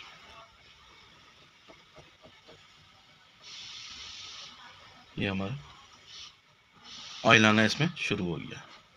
दोस्तों इसी तरीके से आप चेक कर सकते हैं कि कहाँ पे मसला है, तो वहाँ से ऐसे मसला हल कर लेना। मसला हल करने के बाद अभी हमें ये कंफर्म हो गया है कि हमारा जो ऑयल पंप है वो अभी बिल्कुल सही काम कर रहा है। अभी जितनी स्पीड से घूमेगा उतना तेज़ ऑयल इसमें से प्रेशर के साथ निकलने लगेगा। तो मैनुअली तरीके से इस तरीके से ऑयल इसके अंदर से निकलना चाहिए। अगर नहीं निकलेगा तो आपने इसको खोल के इसके अंदर देख लेना, कचरा वगैरह फंस जाता है इसलिए ये जाम हो जाता है, वरना इसके अंदर ख़राब होने वाली चीज़ें ऐसा कुछ भी नहीं है कि इसके अंदर कुछ ख़राब हो जाए। अगर ख़राब हो जाए तो गियर वगैरह ख़राब हो जाता है, वो भी बहुत अरसे के बाद। नामुमकिन होता है ख़राब होना है इसका सामान जल्दी पंप के अंदर का। दोस्तों अभी जैसे हमारा एक पंप तो चेक हो गया है कि ये किस तरीके से ऐसे ऑयल खींच के ला के इधर गिरा रहा है। तो इसी तरीके से अभी हम इसका दूसरा साइड भी चेक करेंगे कि जो मत्थे के पास से ऑयल वापसी लेके आ रहा है, जो निडल बार के पास से ऑयल वापसी लेके आ रहा है फोम के नीचे से, तो वो पंप हमारा सही काम कर रहा है या नहीं कर रहा है। तो हम इसको ऐसे बाहर निकालेंगे, इसका जार में से इसको ऐसे बाहर निकाल लेना। बाहर निकाल के ये स्क्रू हम खोल लेंगे, यहाँ से इसको हम खोल लेंगे। इसके अंदर ऑयल हमने भरा हुआ है, वो इसलिए भरा है पाइप के अंदर कि अभी हम जिस तरफ इसको मूव करवा रहे थे, इसके गियरों को, जो हम ऊपर से गियर को मूव करा रहे थे और ऑयल खींच रहा था, तो अभी हम उसी तरफ इसको मूव कराएंगे, इसके गियर शाफ्ट को। और जो पाइप के अंदर ऑयल हमारा पड़ा हुआ है, ये देखेंगे कि वो खींच के अंदर लेके जा रहा है नहीं लेके जा रहा। तो ये हमारा हम बाहर ही रख के करेंगे, ऐसे ही ऑयल में नहीं डुबाएंगे इसको। ये हमारा ऐसे ही हम बाहर रख के करेंगे। और पहले भी हम गियर इस तरफ घुमा रहे थे, तो अभी भी हम इसको इसी तरफ घुमाएंगे। लेकिन अभी आपको दिखेगा कि हमारा जो ऑयल है ये यहाँ से बाहर निकल रहा है, जो पाइप में हमने डुबाया हुआ था। पाइप जो हमने ऑयल पहले पाइप में भरा, भरने के बाद फिर इसका जगह चेंज किया, जहाँ से हमारा सकिंग का काम करेगा। जो ऑयल हमारा मत्थे के पास या निडल बार के पास चला जाएगा, उसको रिटर्न लाने का काम करेगा। तो इसको हम जैसे जैसे घुमाते जाएंगे तो ये आपको दिखेगा कि ये पाइप के ऑयल को खींच के इधर बाहर निकाल रहा है, इधर ऊपर वाले से। और ये जो इसके अंदर थोड़ा बहुत ऑयल रह गया था, जो नीचे से उठाया था, वो बाहर निकाल रहा है। तो इस तरीके से ये पंप काम कर रहा होता है। तो दोस्तों ये सकिंग वाला भी जो हमारा सिस्टम है, ये बिल्कुल सही है, इसमें कोई मसला नहीं है।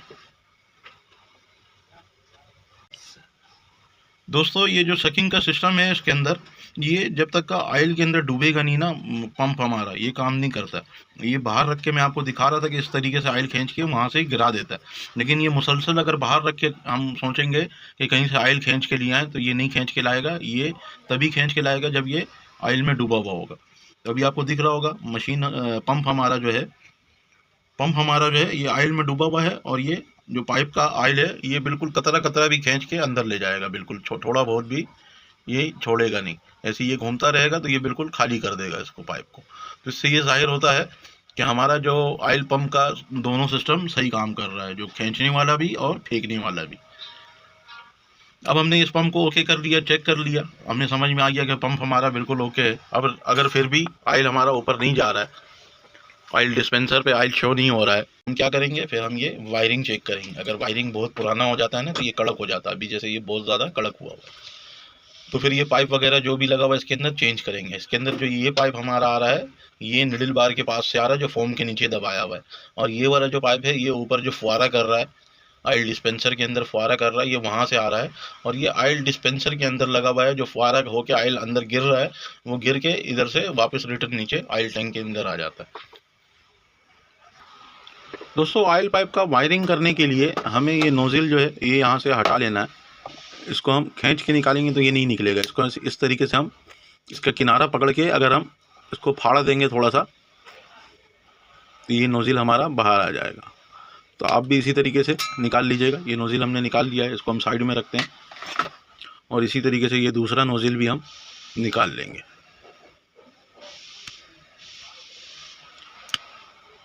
ये हमारा दूसरा नोज़िल भी निकल आया है। इसके मुंह को हम थोड़ा सा काट देंगे ताकि हम कहीं खींचे तो ये अटके नहीं किसी जगह पे। और ये पाइप जो है ये ऑयल में रह के और पुराना होकर नरम हो जाता है।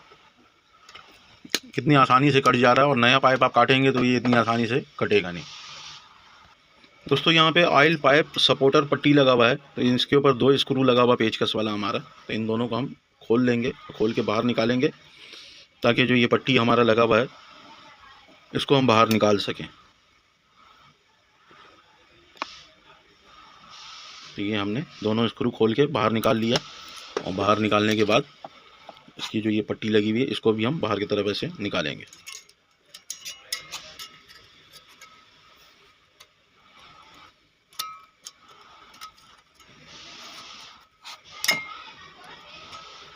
दोस्तों इसको भी हमने ऐसे आराम आराम से खींच के बाहर निकाल लेना।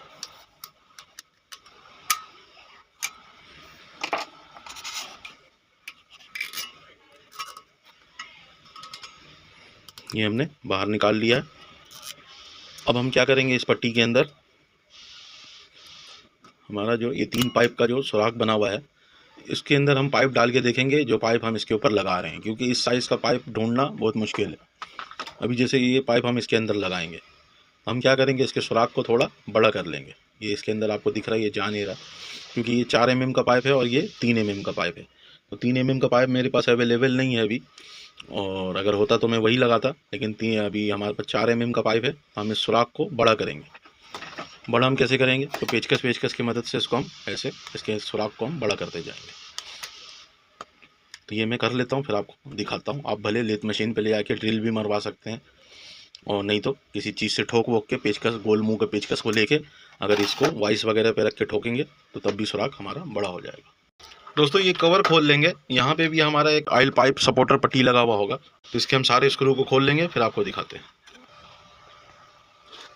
दोस्तों ये सारे स्क्रू को हमने खोल लिया है, और खोलने के बाद यहाँ पे हम कोई पेचकस ऐसे अड़ाएंगे। इसके अंदर जो पैकिंग होता है वो कभी सही निकल जाता है और कभी ख़राब निकलता है। तो इत्तेफाक से कि इसका जो पैकिंग लगा हुआ है ये बिल्कुल सही निकल गया, नहीं तो ज़्यादातर यही होता है कि आधा उधर चिपक जाता है और आधा इस प्लेट के साथ चिपका रहता है। तो दोस्तों ये हमारा पाइप का आपको दिख रहा होगा, जो पाइप को एक जगह पे सपोर्ट करके हैंग किया हुआ है बिल्कुल। तो यहाँ पे ये स्क्रू इसका लगा हुआ है, इसको हमने खोल लेना है, और खोलने के बाद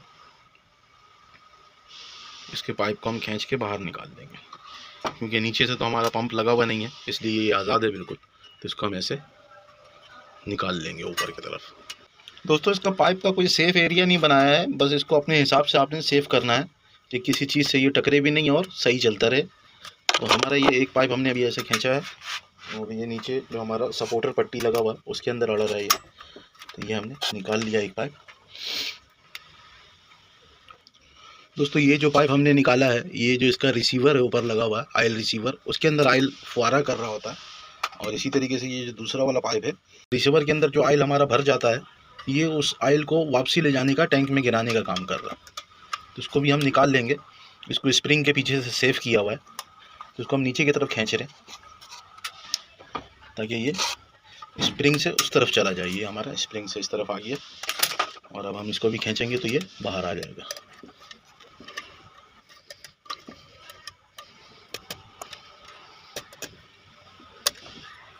तो ये हमारा पाइप बाहर आ गया है। अब सिर्फ एक ही पाइप इसके अंदर अटका हुआ है, जो मत्थे के अंदर तक का गया हुआ है। दोस्तों निडिल बार के पास से जो ऑयल खींच के ला रहा पाइप, ये पाइप हमने इस तरफ निकाल लिया है, और ये इसका पाइप का सपोर्टर पट्टी है, इसको हम दोबारा लगाएंगे। दोस्तों ये जो पाइप आपको दिख रहा होगा, ये पाइप हमारा फॉर्म के अंदर दबा रहता है। ये जो फॉर्म लगा हुआ है सारा, ये फॉर्म के अंदर दबा रहता है, और यहाँ से एक पाइप हमने रिटर्न पंप तक पहुँचाना है। तो इस पाइप को हम ऊपर बाहर की तरफ निकालेंगे यहाँ से। ये जुबली क्लिप के अंदर फंसा हुआ है, इसको हमने ऐसे ऊपर धक्का देके ऐसे बाहर निकाल लेना है।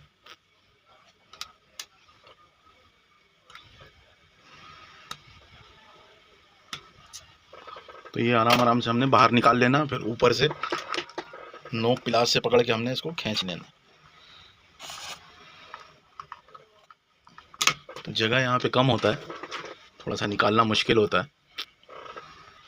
दोस्तों इस पाइप को हम फिर आगे की तरफ लाएंगे, नोक पिलास से पकड़ लेंगे, और पकड़ के इसको हम ऐसे आगे तरफ ऐसे खींच के ले आएंगे बाहर, और इसको आगे से हम कट कर देंगे। इसको हमने कट कर देना है। कट करने के बाद इसके साथ हम एक नया पाइप जोड़ेंगे। दोस्तों ये हमारे पास पाइप है, और ये पाइप थोड़ा मोटा है इससे, उसके साथ हम इसको एल्फी करके जोड़ देंगे। तो इधर से खींच के देखेंगे कि ये पाइप हमारा बाहर निकल रहा है, नहीं निकल रहा है। तो इसको हम एल्फी कर लेते हैं। ये हमने एल्फी इसके अंदर लगाया, और ये हम इसके अंदर ऐसे पहना देंगे। थोड़ा देर सूखने के लिए छोड़ेंगे, और उसके बाद इसको हम खींचेंगे। तो इधर से हम ऐसे खींचते जाएंगे। अगर इसका सुराख छोटा होगा तो फिर पाइप हमें यहाँ पे पतला यूज़ करना होगा। दोस्तों हमने बहुत कोशिश किया कि ये पाइप हम लगा दें इसके अंदर, लेकिन ये पाइप इस सुराख के अंदर से जा ही नहीं रहा है। बहुत यानी कि ज़ोर वगैरह भी करके हमने देख लिया। तो ये इस पाइप में अब हम जुगाड़ करने लगे हैं। इसका ये जो पाइप है ये सारा ख़राब नहीं है, ये वाला पाइप कुछ सही है। तो हम यहाँ से लेके जो आधी बॉडी तक है वो हम पुराना पाइप यूज़ करेंगे, और उसके अलावा उससे पीछे हम नया पाइप यूज़ करेंगे। दोस्तों मेरी तो मजबूरी है कि मेरे पास अभी ये दूसरा पाइप है नहीं, तो वीडियो भी बनाना है, तो इस वजह कर जो मैं यही पाइप लगा रहा हूँ। आप लोगों के पास अगर टाइम हो तो आप दूसरा पाइप देख के इसके अंदर लगा लीजिएगा, तो उससे ये होगा कि नया नया होता है, वो ज़्यादा अरसा अच्छा चलता है।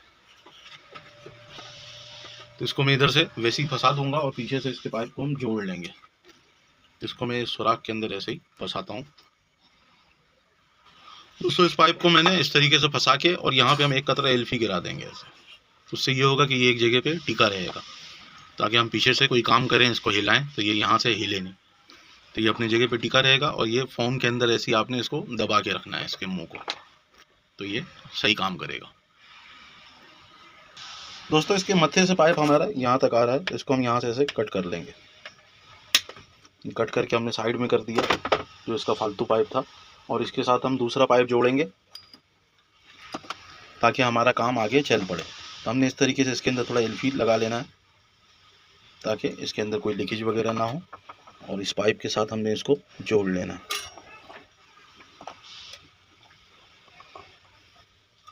ये हमारा साइड में आ गया पाइप, और इसके साथ हम इसको जोड़ लेंगे ऐसे। ये हमने इसके साथ इसको जोड़ लिया है। फूंक मार के चेक कर लेंगे पाइप से, इसके मुंह से हम इधर से फूंक मारेंगे तो पता लग जाएगा कि खुला हुआ है नहीं।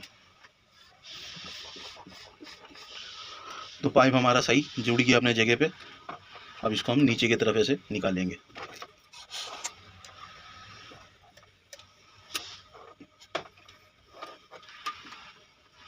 दोस्तों पाइप को हमने इधर नीचे निकाल लिया है, और एक अंदाजे से हमने थोड़ा बड़ा रख के इसको ऐसे काट लेना है यहाँ पे। ये हमने प्लास से इसको ऐसे काट लेना है। दूसरा पाइप हम हटा लेंगे यहाँ से। अब ये हमारा पाइप नीचे जाएगा। दोस्तों ये जो हमारा पाइप है ये ऑयल डिस्पेंसर से ऑयल वापसी लाने का काम कर रहा है, तो हम इसके साइज़ का एक पाइप काट लेंगे। हमने इसके साइज़ का एक पाइप ले लेना है, और इसको ऐसे हम साइज़ करके काट लेंगे। इसको हम थोड़ा सा बड़ा रखेंगे, तकरीबन हमारा हम इसको इतना बड़ा कर लेते हैं ताकि हम बाद में छोटा बड़ा करके इसको जोड़ सकें अगर कहीं जोड़ना हो।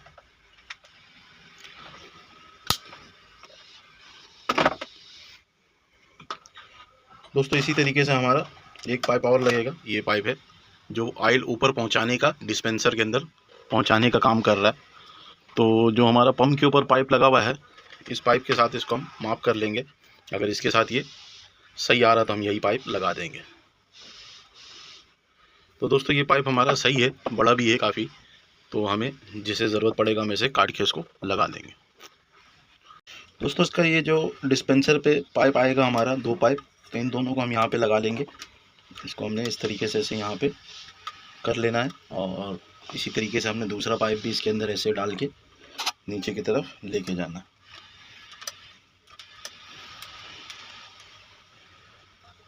दोस्तों इसका दो पाइप जो है ये हमारा डिस्पेंसर है।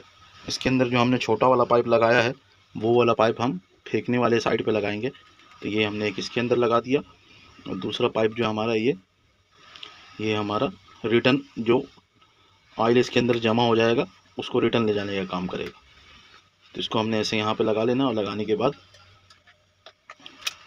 इसके स्क्रू को हम लगा लेंगे। ये लगाने से ये फ़ायदा होगा अभी फ़िलहाल, क्योंकि मशीन का मेन शाफ्ट तो मैंने खोला हुआ है। वायरिंग का तरीका बता रहा हूँ कि वायरिंग किया कैसे जाएगा। इसके एक स्क्रू को हम जगह पे रोक देंगे ताकि हमें पाइप का साइज़ मिल जाएगा कि पंप तक का जो हमारा पाइप जाएगा उसका साइज़ क्या होगा। तो ये हमने डिस्पेंसर को यहाँ पे रोक देना है। इसका फ़िलहाल हमने एक ही स्क्रू लगाया, दूसरा भी हम नहीं लगा रहे। दोस्तों ये ऑयल रिटर्न लाने वाला पाइप है, तो इस पर हम एक मार्क कर लेंगे। ऐसे ऐसे पिलास से पकड़ के इसको हमने ऐसे ज़ोर से दबा देना है, तो हमारे यहाँ पे एक मार्क हो जाएगा। ये आपको मार्क नज़र आ रहा हो, अगर नहीं हो तो दोबारा एक दफ़ा कर लेंगे। तो इससे ये होगा कि हमें ये पता लगेगा कि ये पाइप कहाँ पे जा रहा है। तो ये भी हमारा मार्क हो गया है यहाँ पे, ये हमें महसूस हो रहा है। तो इसके हम नोज़िल को बाहर निकाल लेंगे। जो हमने इसके ऊपर नोज़िल लगाया है उसको हम बाहर निकाल लेंगे।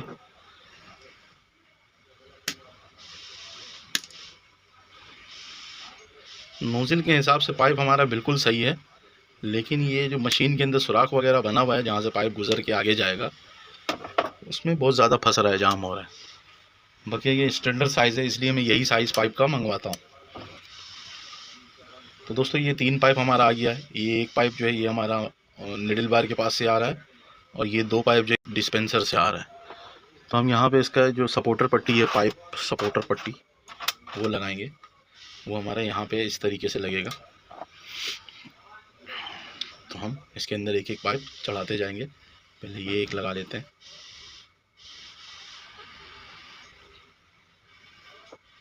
तो हमारा ये एक पाइप इसके अंदर आ गया है, और इसी तरीके से हम इसका दूसरा पाइप ये वाला लगाएंगे। हमारा 2 पाइप इसके अंदर आ गया है। तीसरा पाइप का वैसे जगह तो है नहीं, लेकिन फिर भी मैं इसके अंदर घुसा देता हूँ।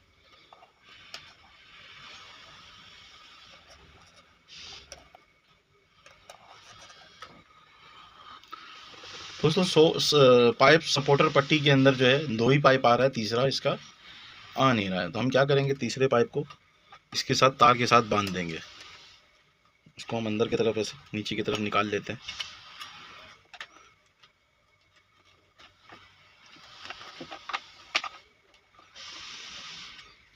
ये हमने इसको ऐसे इस तरीके से ऊपर उठा लेना है ऐसे, और इन दोनों पाइप को भी हम ऐसे नीचे की तरफ निकालेंगे।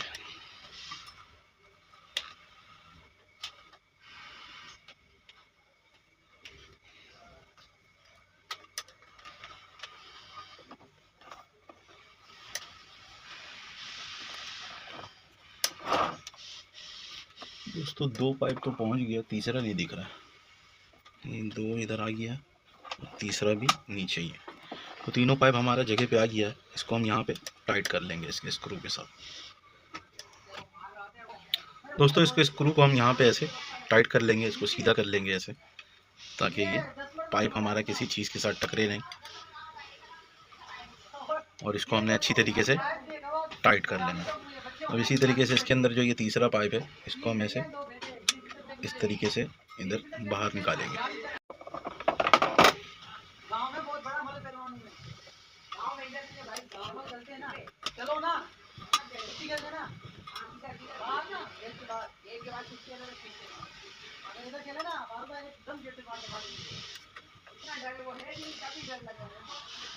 दोस्तों यहाँ से हमने तीनों पाइप को ऐसे तार के साथ पकड़ के बांध देना है, ताकि ये एक जगह पे रुक जाए। क्योंकि ज़रूरी नहीं है कि हम जो चीज़ चाहते हैं वो मिल जाए आसानी से। तो बाज़ जगह पे ऐसे जुगाड़ वगैरह करके हमें मशीन को चलाना पड़ता है। तो ये तरीका मैं आपको बता रहा हूँ, अगर आप अपने दिमाग में रखेंगे तो इंशाल्लाह आप कहीं पे भी नहीं फंसेंगे। तो ये हमारे यहाँ पे तार का काम क्लियर है, और तार को भले हम ऐसे ही यहीं पे डम कर देंगे। तो हमारा ये ऑयल पाइप सपोर्टर पट्टी है, इसको हमने अच्छी तरीके से टाइट कर लेना है। तो अभी हमारा जिगजैग रूलर जो है वो भी सही चल रहा है, कहीं पे पाइप नहीं अटक रहा है। दोस्तों इसी तरीके से हम डिस्पेंसर के नीचे भी देखेंगे तो कहीं पे भी हमारा पाइप कहीं टकर नहीं रहा। तो इस तरीके से हम इसका डिस्पेंसर सेट कर लेंगे। अब हम डिस्पेंसर सेट करने के बाद दोस्तों ये पाइप सपोर्टर पट्टी हम यहाँ पे लगा लेंगे। तो हम यहाँ पे ये पाइप ऐसे इसके अंदर एक लगाया हमने, और इसी तरीके से हमारा ये दूसरा पाइप आ गया। दोस्तों ये इसमें से जो ये वाला पाइप है हमारा, ये इसके अंदर जो हमने निशान मारा था इस जगह पे, तो इसी पे है ये निशान। तो ये पाइप जो है हमारा ये टैंक के अंदर ऑयल गिराने का काम कर रहा है। जो डिस्पेंसर के अंदर से ऑयल रिटर्न गिर के वापसी आता है, तो ये इसी के अंदर से आता है। दोस्तों ये जो पाइप है हमारा, ये वाला पाइप जो है ये हमारा जो निडल बार के पास से ऑयल को वापसी लेके आ रहा है। तो ये वही पाइप है हमारा। तो इसको हमने ऐसे तीनों को जगह पे बैठा लेना है, और इसको हम ऐसे जगह पे लेके जाएंगे।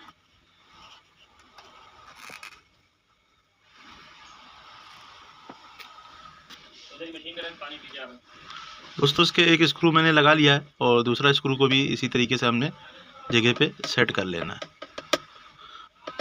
तो ये हमारा ऑयल पाइप एक जगह पे सेट हो जाएगा अपनी जगह पे, क्योंकि मशीन के अंदर जगह कम है और पुर्जा ज़्यादा लगा हुआ है। तो अगर हम ऑयल पाइप को ऐसे छोड़ेंगे तो ये पुर्जे के साथ घिस के ख़राब हो जाता। तो हमने दोनों स्क्रू को अच्छी तरीके से टाइट कर लेना है। जो हमारा ऑयल पाइप को सपोर्ट कर रहा पट्टी, उसके ऊपर 2 स्क्रू लगा हुआ। दोस्तों यहाँ पे अब हम ऑयल पंप लगा लेंगे। इसका जो हमारा इस मशीन का ऑयल पंप है उसको हमने जगह पे बैठा लेना है और इसके स्क्रू को हम टाइट कर लेंगे। तो इसमें 4 नंबर की 2 एलकी का स्क्रू लगा हुआ है, इसको हम दोनों को टाइट कर लेंगे। दोस्तों पंप आपने सेट करते वक्त इसके जो शटल रॉड है इसको हम ऐसे घुमाते जाएंगे इधर से और चेक करेंगे कि बिल्कुल फ्री है कि नहीं है। तो बिल्कुल ऐसे फ्री होना चाहिए, एक दफ़ा घुमाएं 3 दफ़ा घूम जाए और उसके बाद ही हम इसको टाइट करेंगे। अगर फ्री नहीं है तो इसको एडजस्टमेंट करेंगे तो ये फ्री हो जाएगा। तो ये हमारा पंप जो है अपने जगह पे लग गया है। दोस्तों ये निडल बार के पास से जो ऑयल वापसी खींच के लाएगा ये वो पाइप है और इसके अंदर हम ऐसे नोज़िल लगा लेंगे। ये पाइप बिल्कुल साइज़ का लग रहा है मेरे को कि ये अपनी जगह पे आराम से ऐसे बैठ जाएगा इस जगह पे। तो इस नोज़िल के अंदर एक साइड जो होगा हमारा ये थोड़ा सा सुराख बड़ा होगा एक साइड का, और एक साइड का थोड़ा सा छोटा होगा। जो छोटा होगा उसी को हमने ऊपर की तरफ रखना है ताकि ये लीकेज वगैरह ना करे। तो हमने ये स्क्रू ऐसे ऊपर से ऐसे अंदर डालना है इसके अंदर और नीचे से हमने फाइबर वाशर लगा के और इसको अपनी जगह पे हम ऐसे टाइट कर देंगे। तो हमारा जो ऑयल खींचने वाला सिस्टम है निडल बार के पास से वो अपनी जगह पे सेट हो जाएगा। दोस्तों ये पाइप हमने अपनी जगह पे ऐसे फिक्स कर लेना है और अच्छी तरीके से स्क्रू को हम टाइट कर लेंगे। दोस्तों ये जो हमारा ऑयल डिस्पेंसर से ऑयल वापसी लाने का जो काम कर रहा है इसको हम यहाँ पे ऐसे कट करके छोड़ देंगे, क्योंकि इसका काम ये पाइप कहीं लगेगा नहीं नीचे। ये ऐसे ही हम यहाँ पे इसको ऐसे कट करके और ये हमने छोड़ देना है इसको ऐसे। भले हम इस पाइप को और भी छोटा कर सकते हैं ताकि ये इसके साथ टकरे नहीं। ये हमारा इसको हमने ऐसे ही छोड़ देना है। दोस्तों ये हमारा पाइप जो है ये इस जगह पे ऐसे आएगा, तो इसको हम थोड़ा सा छोटा करेंगे पाइप को यहाँ से। ये हमारा ऑयल ऊपर पहुँचाने का काम कर रहा है, तो इसको हमने ऐसे काट के छोटा कर लेना थोड़ा सा ताकि इसके अंदर फालतू पाइप ना दिखे। और इसको भी हम इसी तरीके से यहाँ पे नोज़िल लगा लेंगे। ये साइज़ इसका छोटा है सुराख और इधर वाला बड़ा है, इसको हमने इस तरीके से यहाँ पे लगा लेना है अच्छी तरीके से चढ़ा के, और इसके स्क्रू को हम लगा लेंगे ऐसे यहाँ।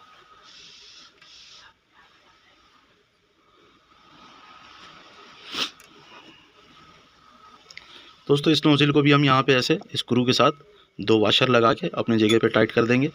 यहाँ से ऑयल ऊपर चढ़ाने का काम कर रहा है। तो दोस्तों सारा काम बेहतरीन हो गया है हमारा। और यहाँ पे एक नोज़िल लगेगा जो ऐसी फालतू लगा हुआ है, जो ऑयल को वापसी लेके आ रहा है हमारा।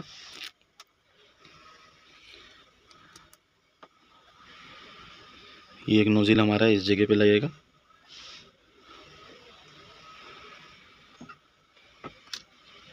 जो ऑयल हमारा वापसी ला रहा है तो इसी नोज़िल से बाहर निकल रहा है। दोस्तों इसको भी हमने ऐसे ही टाइट करके छोड़ देना।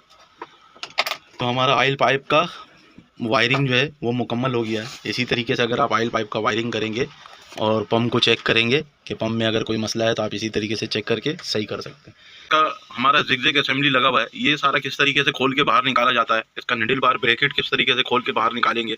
तो इसके अंदर अक्सर ऐसा होता है कि ये हमारा जो निडल बार के अंदर चाल आ जाता है, और अगर निडल बार का गश बुश सही है और फिर भी अगर इसके अंदर चाल ऐसे इस तरीके से हिल रहा है तो तभी इसको जाके हम खोलते हैं ताकि इसके अंदर के पुर्जों को हम चेक करें कि इसके अंदर जो ये शाफ्ट और यहाँ पे कनेक्टिंग वगैरह ये लगा हुआ है, ये हम चेक कर सकें कि इसके अंदर किसी नट वगैरह में या कहीं शाफ्ट वगैरह या बुश वगैरह में कहीं चाल वगैरह तो नहीं आ गई। दोस्तों जिगजैग असेंबली जो है हमारा वो शटल रॉड के साथ कनेक्ट है, यानी कि शटल रॉड हमारा घूमेगा तो जिगजैग असेंबली भी चलेगा।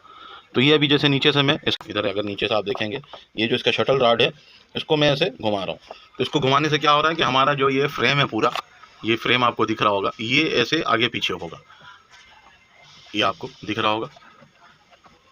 तो ये जो हमारा जिगजैग असेंबली का काम है वो सिर्फ इतना ही है कि इसको उस तरफ ले आके निडल को गिराना और इस तरफ ला के निडल को गिराना, सिर्फ इसका यही काम है। और इसका निडल बार एक जगह पे रुका हुआ है, हालांकि मैं शटल रॉड घुमा रहा हूँ और इसका निडल बार एक जगह पे रुका हुआ है। ये इसलिए रुका हुआ है कि इसका जो पूरा हमारा जो अंदर से शाफ्ट होता है, मेन शाफ्ट ऊपर वाला, ये मैंने पहले से खोला हुआ है। इसके अंदर हमारा काउंटर वेट वगैरह लगा हुआ होता है, जो हमारा निडल बार टेकअप वगैरह लगा हुआ होता है, तो उसकी वजह से ये शाफ्ट के साथ हमारा निडल बार ऊपर नीचे हो रहा होता है। तो अभी वो निकाला हुआ है, तो इसलिए ये ऊपर नीचे नहीं हो रहा है। तो इसका एक टाइमिंग होता है, जब ये जिगजैग काम कर रहा होता है, तो जैसे बूट है, बूट हमारा जैसे अगर इस तरफ आ रहा है या इस तरफ आ रहा है, कहीं पे भी आ रहा है, अब यहाँ कहीं पे भी आने के वक्त ये थोड़ा सा सिर्फ घसकता है, यानी कि एक टाके के हिसाब से आगे होता है या पीछे होता है। अगर ऐसे टन मार के आ रहा है तो ये रिवर्स जाएगा, और अगर इधर से शुरू कर रहा है काज को तो ये इस तरफ आएगा। तो ये जब हमारा ऐसे हल्का सा आगे बढ़ा, तो जब आगे बढ़ के रुक जाएगा तभी जाके हमारा निडल अंदर जाएगा, और जब निडल अंदर जाके वापसी हमारा तकरीबन 1 cm हमारा निडल जब बाहर आ जाएगा, फिर हमारा बूट दोबारा घसकेगा, यानी कि दूसरे टाके के लिए। तो इस तरीके से ये काम करता है। तो इसका हम जिगजैग का सेटिंग वो शटल रॉड के नीचे 2 स्क्रू लगा हुआ है, वहाँ से हम कर लेते हैं कि जब हमारा बूट रुक जाए तभी हमारा निडल अंदर जाए, फिर निडल बाहर आ जाए, फिर बूट चले, फिर हमारा दूसरे साइड पे निडल गिरे तो बूट अपने जगह पे रुका हुआ हो। और ये आप कागज़ या गत्ता रख के देखेंगे तो वो जब हमारा ये निडल ऊपर नीचे होगा तो उसको ख़राब नहीं करेगा, सुराख बनाता जाएगा ऐसे, जैसे काज जैसे हो रहा है। तो आप समझ जाइएगा कि आपका जिगजैग का सेटिंग सही है। अगर तब भी जिगजैग का सेटिंग सही नहीं आ रहा है, गत्ते को फाड़ रहा है, तो फिर आप जाके जिगजैग का सेटिंग करेंगे। जिगजैग का सेटिंग के लिए नीचे 2 स्क्रू दिया हुआ है। पिछली वीडियो में भी मैंने बताया था कि जिगजैग का सेटिंग कैसे करेंगे। दोस्तों पिछली वीडियो में जैसे बताया था, जब मैंने ये ऑयल पंप की सेटिंग और ऑयल पाइप का वायरिंग किस तरीके से किया जाता है, तो उसी वीडियो में बताया था। ये ऑयल पंप के गियर के साथ ही ये जो दूसरा गियर आपको दिख रहा है, ये वाला गियर, तो ये गियर हमारा जो है ये जिगजैग हमारा एसी के ऊपर चल रहा है। ये शटल रॉड के अंदर पहनाया हुआ है ये, और ये इधर 2 स्क्रू इसके अंदर लगा हुआ है, एक ये लगा हुआ है और ये दूसरा लगा हुआ है। इन दोनों को हम लूज़ कर लेंगे तो हमारा जो जिगजैग का सेटिंग या टाइमिंग हम यहाँ से रख सकेंगे। थोड़ा सा हम इस तरफ कर लेंगे या उस तरफ कर लेंगे अपने हिसाब से, जो इसका जिगजैग का टाइमिंग है। बूट के नीचे हम एक गत्ता लगाएंगे, गत्ता लगा के दोनों साइड पे निडल हम देख लेंगे कि सही गिर रहा है नहीं गिर रहा है। तो ये हम यहाँ से सेटिंग कर लेंगे। दोस्तों इसका निडल बार फ्रेम जो है वो फ्रेम रोकर शाफ्ट ये कहलाता है, तो इसको हम बाहर निकाल लेंगे। जो ये हमारा पूरा शाफ्ट लगा हुआ है ये फ्रेम रोकर शाफ्ट कहलाता है। दोस्तों ये फ्रेम रॉकर शाफ्ट एक क्रैंक जो हमारा लगा हुआ है, इसी के ऊपर हमारा 5 नंबर की एल्की का स्क्रू लगा हुआ है। तो इसको हमने खोल लेना है। इसको हम 1-2 चूड़ी लूज़ कर लेंगे। ये हमने 1-2 चूड़ी इसको लूज़ कर लिया, और ये जो हमारा ये नीचे चिमटा कनेक्टिंग लगा हुआ है, ये पूरा चिमटा कनेक्टिंग इसके साथ कनेक्ट है। तो ये भी खोलेंगे, वीडियो पे बने रहेंगे तो आपको इंशाल्लाह अच्छे से समझ में आ जाएगा। दोस्तों इसका फ्रेम रोकर एक क्रैंक जो है ये हमारा, ये इसी के साथ शाफ्ट भी हमारा लगा हुआ है, और एक फ्रेम निडल बार फ्रेम रोकर एक क्रैंक पीछे लगा हुआ है, जो हमने 5 नंबर की एल्की का स्क्रू उसके ऊपर से लूज़ किया है। तो हम इसको ऐसे खींचते जाएंगे और ये बाहर आता जाएगा। तो इसको ऐसे हमने खींच के पूरा बाहर निकाल लेना है। तो ये हमारे हाथ में आ गया है। दोस्तों अक्सर ये होता है कि ये शाफ्ट यहाँ से ये बुश के अंदर फंसा हुआ होता है, और इस जगह पे भी बुश के अंदर फंसा हुआ होता है। तो ये शाफ्ट यहाँ से कट जाता है या बुश कट जाता है, तो इसके अंदर ऐसे ऐसे चाल आ जाता है। अमूमन इतनी जल्दी इसका बुश कटता है नहीं, अगर कट जाए तो ये बुश निकाल के, और पीछे एक बुश और लगा हुआ है उसको भी निकाल के हम लेथ मशीन से बनवा के और इसको पटास टेम्पर दे देंगे, तो इंशाल्लाह बहुत अच्छा चलने लगता है। दोस्तों दूसरा बुश हमारा ये लगा हुआ है, इसको भी हम निकाल सकते हैं आराम से। दोस्तों इस जगह पे हमारा एक रबड़ लगा हुआ है, इस रबड़ को हम निकाल के कोई शाफ्ट इधर से डाल के और बुश पे रख के चोट मारेंगे, कोई भी चीज़ लगा के नट उसके साइज़ का, अगर हम ऐसे चोट मारेंगे तो ये बुश इधर से इधर ऐसे बाहर निकल आता है। तो अगर इसके अंदर चाल वगैरह आ जाए तो आप इसको भी चेंज कर सकते हैं। वैसे ये ब्लॉक इसके अंदर ख़राब हो जाता है अक्सर, ये पिन ख़राब नहीं होता है। अगर ये पिन ख़राब हो जाए तो ये पाना का स्क्रू लगा हुआ है इसके अंदर, इसको हम लूज़ करके इधर से ऐसे खींच के बाहर निकाल लेंगे तो ये चेंज हो जाता है। और इसके अंदर ये 2 स्क्रू और आपको दिख रहा होगा, अगर ये एक रिंग टूट जाए या कोई ऐसा मसला आ जाए तो इसको भी हम यहाँ से खोल के अलग कर देते हैं। इसका एक स्क्रू कट मार्क पे होगा और दूसरा स्क्रू इसका आम जगह पे ऐसे ही टाइट होगा। दोस्तों इसका अब हम ये रेगुलेटर लीवर कनेक्टिंग ये लगा हुआ है एक हमारा, और इसके साथ एक स्क्रू लगा हुआ है, तो इसको हम खोल लेंगे। इसको खोलेंगे तो ये आज़ाद हो जाएगा, इधर जिसका ये असेंबली है पूरा ये खुल जाएगा, क्योंकि इसी जो ये हमारी पट्टी लगी हुई है, इसी पट्टी से हम जो शुरू और एंड में जो जिगजैग हो रहा होता है दोनों काज को एक साथ चिपकाने के लिए, उसका हम साइज़ एडजस्टमेंट करते हैं। तो ये हमने खोल के इधर अलग कर लिया है, और इसके ये प्लेट खोल लेंगे। ये जो हमारा सारा प्लेट लगा हुआ है इसका स्क्रू खोल लेंगे। तो ये खोल लेता हूँ फिर मैं आपको दिखाता हूँ। दोस्तों इस कवर का हमने स्क्रू सारा निकाल लिया है, और इसको हम इस तरीके से ऐसे बाहर निकालेंगे, और इसका ये पैकिंग हमारा सही निकल आया है।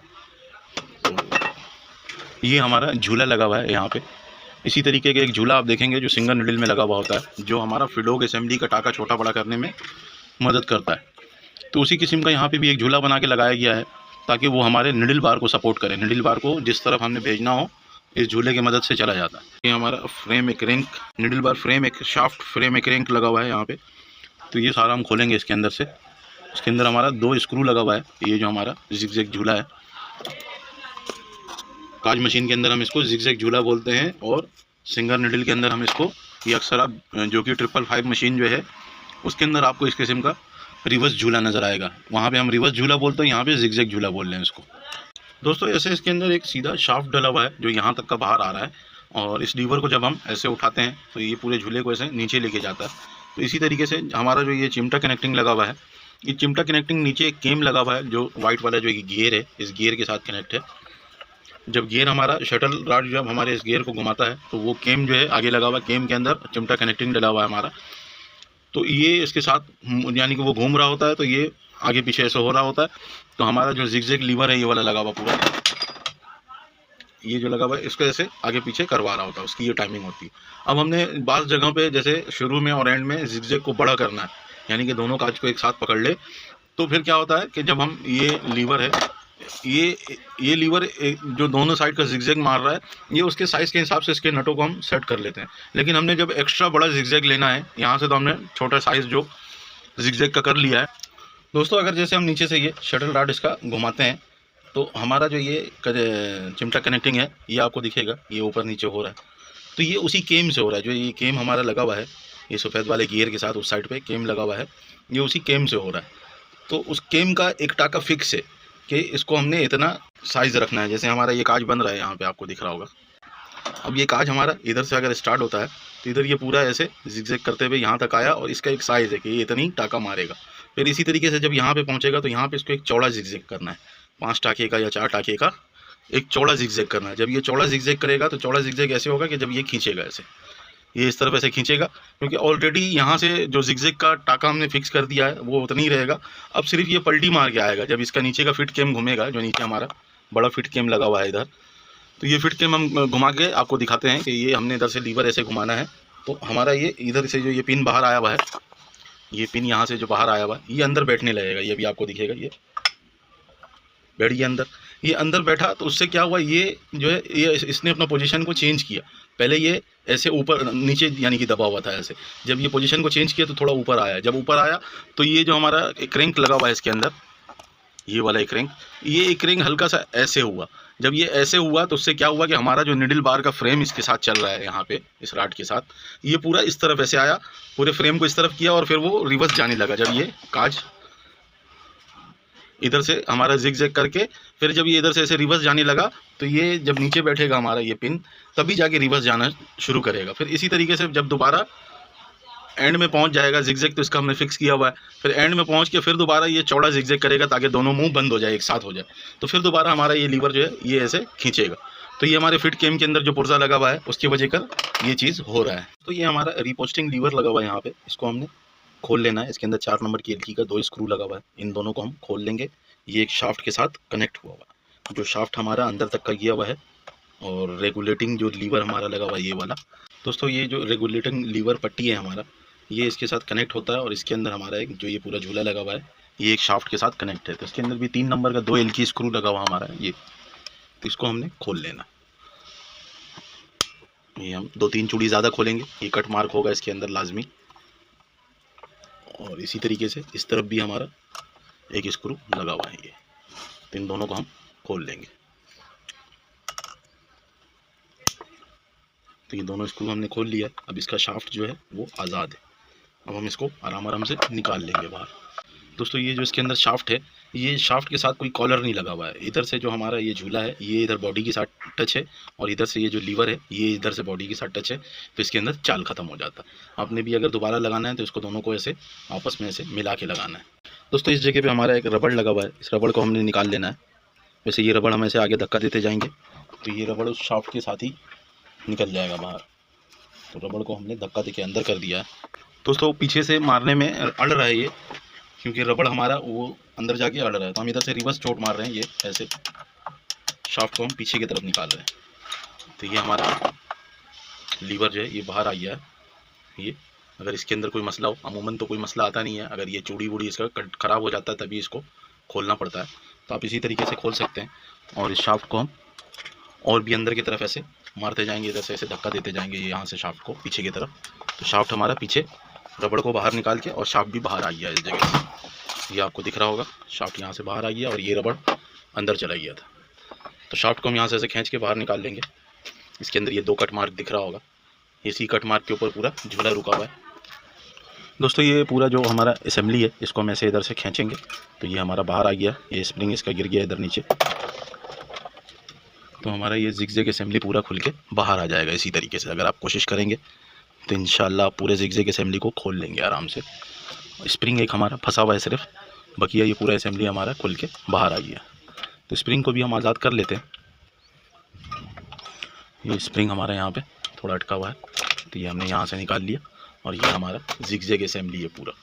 दोस्तों ये जो हमारा केम लगा हुआ है, ये आपको दिख रहा होगा, ये घूम रहा है, यही हमारा जिगजैग केम है। और ये हमारा जो चिमटा रॉड है, जो चिमटा कनेक्टिंग है हमारा, ये इसी के ऊपर यहाँ पे ऐसे लगा हुआ होता है, तो ये चल रहा होता है। दोस्तों ये भी एक शाफ्ट के अंदर लगा हुआ है, ऐसे ही एक शाफ्ट है, इसके भी ये स्क्रू आपको दिख रहे होंगे, ये कॉलर स्क्रू है, इसको हम लूज़ करेंगे। दोस्तों इधर से ये जो बॉडी के अंदर आपको सुराख दिख रहा है, इसके अंदर एक 3 नंबर की एल्की का स्क्रू लगा हुआ है, जो हमारा शाफ्ट लगा हुआ है साइड पे, ये इस शाफ्ट को रोकने का काम कर रहा है, जिसके ऊपर हमारा ये गियर रोलर चल रहा है। तो दोस्तों ये हमारा जो शाफ्ट है, ये बॉडी के अंदर रुका हुआ है, जो इसका मेन शाफ्ट आपको दिख रहा है, ये जो हमारा जिसके ऊपर कॉलर लगा हुआ है, ये वाला जो शाफ्ट है, ये बॉडी के अंदर हमारा टाइट है, और इस शाफ्ट के ऊपर हमारा ये केम और ये रूलर चल रहा है। ये ऐसी फ्री है, और ये कनेक्ट है हमारा नीचे शटल रॉड के साथ, जो गियर लगा हुआ है उसके साथ कनेक्ट है। तो दोस्तों अगर इसको निकालना हो तो नीचे से जो स्क्रू मैंने दिखाया है, उस स्क्रू को हम लूज़ करेंगे, और लूज़ करने के बाद यहाँ से इस जगह पे आपको एक सुराख दिखेगा, यहाँ तक हमारा शाफ्ट आया हुआ है, तो यहाँ से हम शाफ्ट को रिवर्स धक्का देंगे तो पीछे के साइड से ये शाफ्ट बाहर आ जाएगा। दोस्तों ये जो हमारा रेगुलेटिंग, दोस्तों इस लीवर को खोलने के लिए यहाँ से हम इसका ये 5 नंबर की एल्की का स्क्रू खोलेंगे, और इसको ऐसे नीचे खोल के बाहर निकाल लेंगे। ये हमारे बूट बैलेंस करने का मेन स्क्रू है, जो बूट को हमने कितना आगे पीछे रखना है यहीं से हम सेट करते हैं। ये ऐसे मूव करेंगे तो ये आगे पीछे होने लगता है। दोस्तों इसका ट्रैपिंग लीवर भी हम बाहर निकाल लेंगे, ये ट्रैपिंग लीवर यहाँ से ऐसे खोल के बाहर निकाल लेंगे।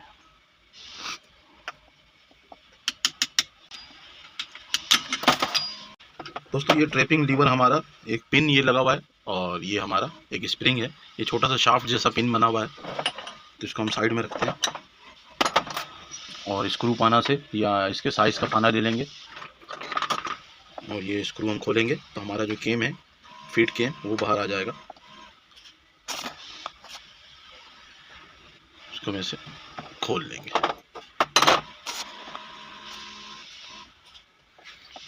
तो ये हमने पूरा खोल लेना, खोल के ऐसे बाहर निकाल लेना। दोस्तों ये केम हमारा बाहर आ गया। ये जो हमारा लगा हुआ लीवर, यही लीवर जो है, ये शुरू और एंड में जो चौड़ा जिगजैग निकाल रहा 5 टाके का, यही निकाल रहा होता है। तो ये 2 स्क्रू 5 नंबर का एल्की का लगा हुआ है, इसको हम लूज़ करके बाहर निकाल लेंगे, और फिर हमारा ये पूरा लीवर बाहर आ जाएगा। ये ऊपर स्क्रू में अटक रहा है इधर, जो ये इसकी एडजस्टिंग स्क्रू लगी हुई है, इन दोनों को भी खोल लेना है। तो ये हम खोल लेते हैं, और ये दोनों स्क्रू हम ऐसे खोल के बाहर निकाल लेंगे। बाद में जब इसकी टाइमिंग बांधेंगे तो उसके लिए अलग एक वीडियो बना लेंगे।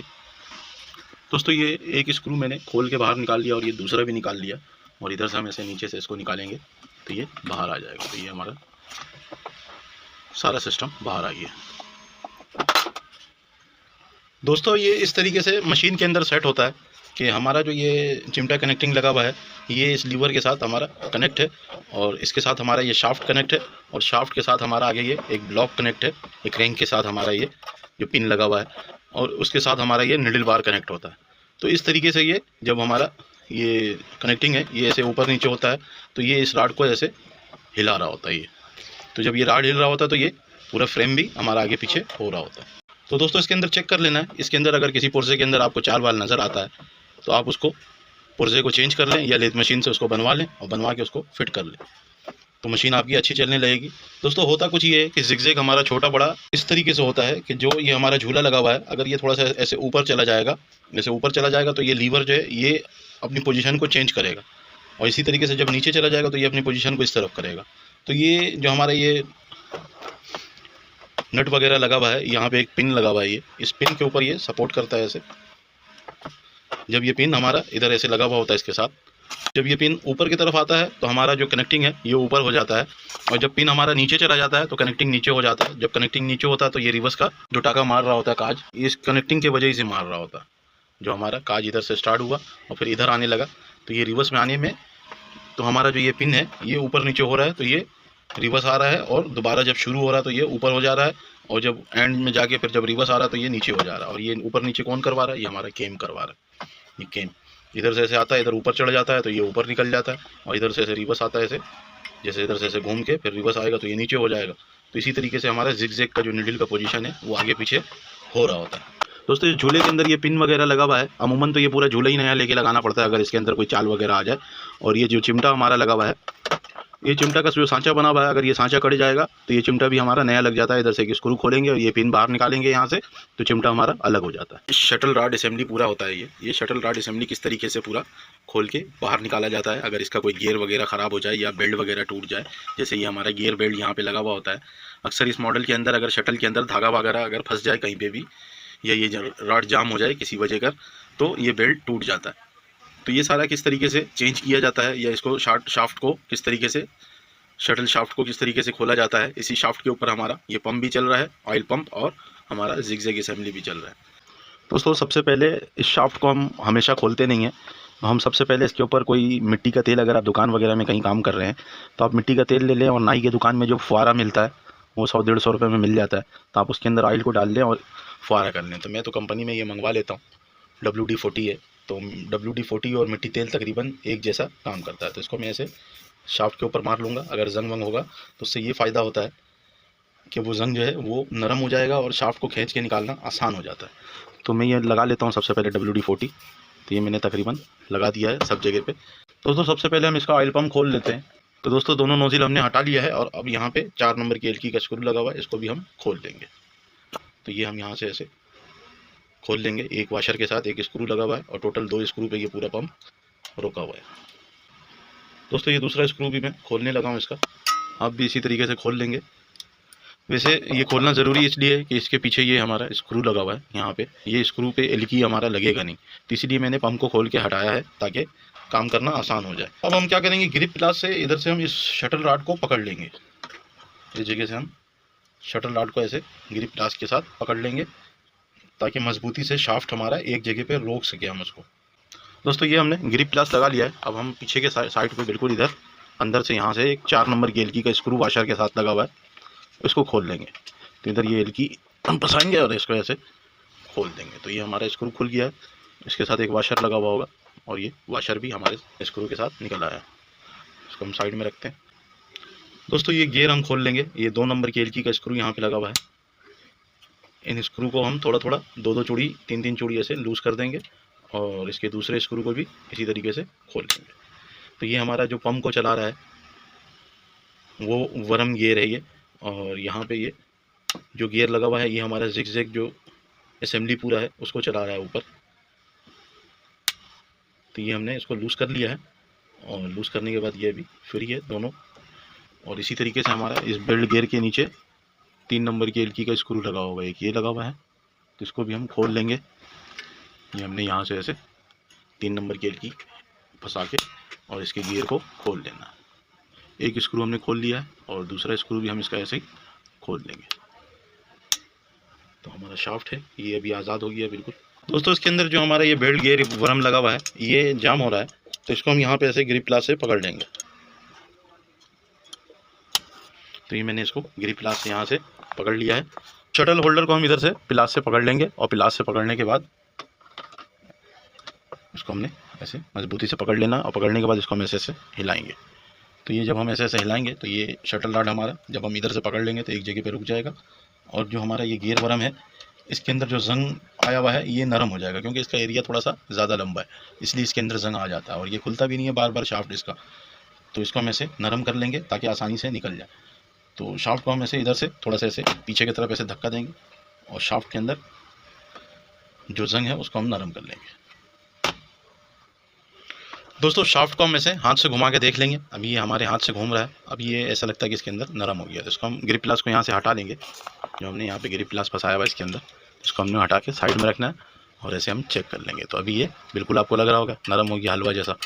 तो अब हम क्या करेंगे, इसको शाफ्ट के अंदर से निकालेंगे। अब निकालने से पहले हमने यहाँ पे एक जिसका स्प्रिंग लॉक लगा हुआ है, यहाँ पे शाफ्ट को एक जगह पे ये रोका रखता है। इधर से स्प्रिंग लॉक इसको और पीछे से स्क्रू लगा हुआ होता है, तो शाफ्ट एक जगह पे रुका हुआ होता है और इसके अंदर कोई कॉलर वगैरह नहीं लगा हुआ होता है जिसके साथ ये रुके। तो ये स्प्रिंग लॉक हम यहाँ से निकालेंगे। जब हम स्प्रिंग लॉक निकालेंगे तभी जाके हमारा शाफ्ट बाहर आएगा। तो पेचकस लगा लेते हैं, बड़ा पेचकस, क्योंकि छोटे पेचकस से ये निकल नहीं रहा था। तो इधर हमने ऐसे बड़ा पेचकस लगा के और ऐसे हम थोड़ा सा चाड़ेंगे तो ये स्प्रिंग लॉक हमारे आके सर पे लगी है। दोस्तों ये हमारा स्प्रिंग लॉक है, इसको भी हम साइड में रखते हैं और इस शाफ्ट को हम ऐसे आगे की तरफ निकालते जाते हैं। इधर से हम शटल होल्डर के पास से ऐसे पकड़ के और इसको पीछे इधर खींचते जाएंगे तो ये बाहर निकल आएगा। तो ये थोड़ा सा हमारा अटक रहा है, क्योंकि शाफ्ट के ऊपर भी जंग आया हुआ होता है ना, तो थोड़ा निकलना मुश्किल होता है। तो ये हमारे गियर वर्म जो है बेल्ट चेंज करते हैं, जिससे हम ये बेल्ट आप आसानी से ऐसे इसके अंदर इतना खोल के, जितना भी मैंने इसको बाहर निकाला है इतना ही निकाल के आप बेल्ट को ऐसे लगा के और गियर वर्म को दोबारा ऐसे अपनी जगह पे लगा सकते हैं। तो इसको मैं साइड में रखता हूँ। इसके बाद ये हमारा गियर का बारी आ जाता है, जो जिगजैग को चला रहा है। ये गियर भी कट जाता है अक्सर, तो तब भी ये शाफ्ट को खोलना पड़ता है।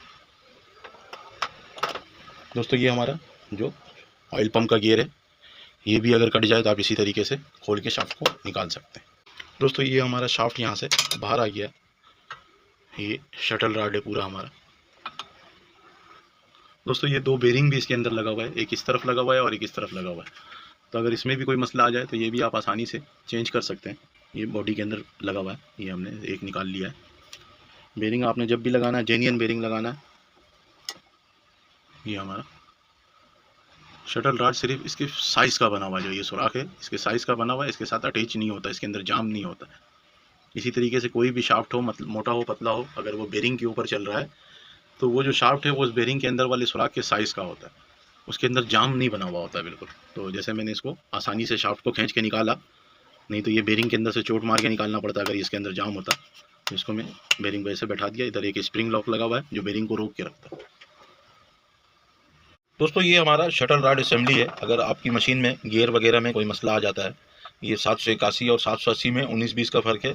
जो 781 का मॉडल है उसके अंदर ये गियर और ये बेल्ट नहीं लगाया गया है, उसमें सिंगल निडल का जैसा शाफ्ट और गियर लगाया गया है, जो मजबूती यानी कि उसमें मजबूती ज़्यादा दिया गया है। इसमें अक्सर ये होता है कि इसका शटल रॉड अगर धागा वागा फंसने या कोई वजह कर जाम हो जाता है तो ये बेल्ट टूटने का ज़्यादा खतरा होता है, ये जल्दी टूट जाता है। तो दोस्तों इसको मशीन में फ़िट करके दिखाते हैं कि मशीन में किस तरीके से इसको फ़िट किया जाएगा। दोस्तों अगर मशीन आप ज़्यादा दिन के बाद फिट कर रहे हैं तो इसके शटल रॉड को आप थोड़ा रेगमाल कर लीजिएगा, ताकि इसके अंदर अगर कोई जंग वंग हो तो वो मिट जाए और आसानी से शाफ्ट अपनी जगह पे बैठ जाए जाके। तो हम इधर से ऐसे शाफ्ट को अंदर करेंगे। ये हमने शाफ्ट को इधर से ऐसे अंदर फिट करना है और ऐसे हम इसको सीधा लेके जाएंगे। दोस्तों शटल रॉड को हम ऐसे इधर से धक्का देके आगे लेके आएंगे और इस बेरिंग से गुजार देंगे ऐसे, और गुजार के यहाँ पे रोक देंगे।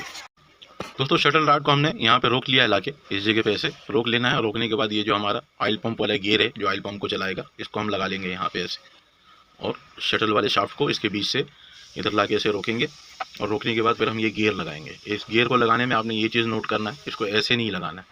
जो हमारा ये प्लास्टिक वाला गियर है, इसी गियर के साथ ऐसे ये चलना चाहिए। अगर उल्टा लग जाएगा तो ये सही काम नहीं करेगा। इसको भी हम यहाँ पे ऐसे लगा लेंगे।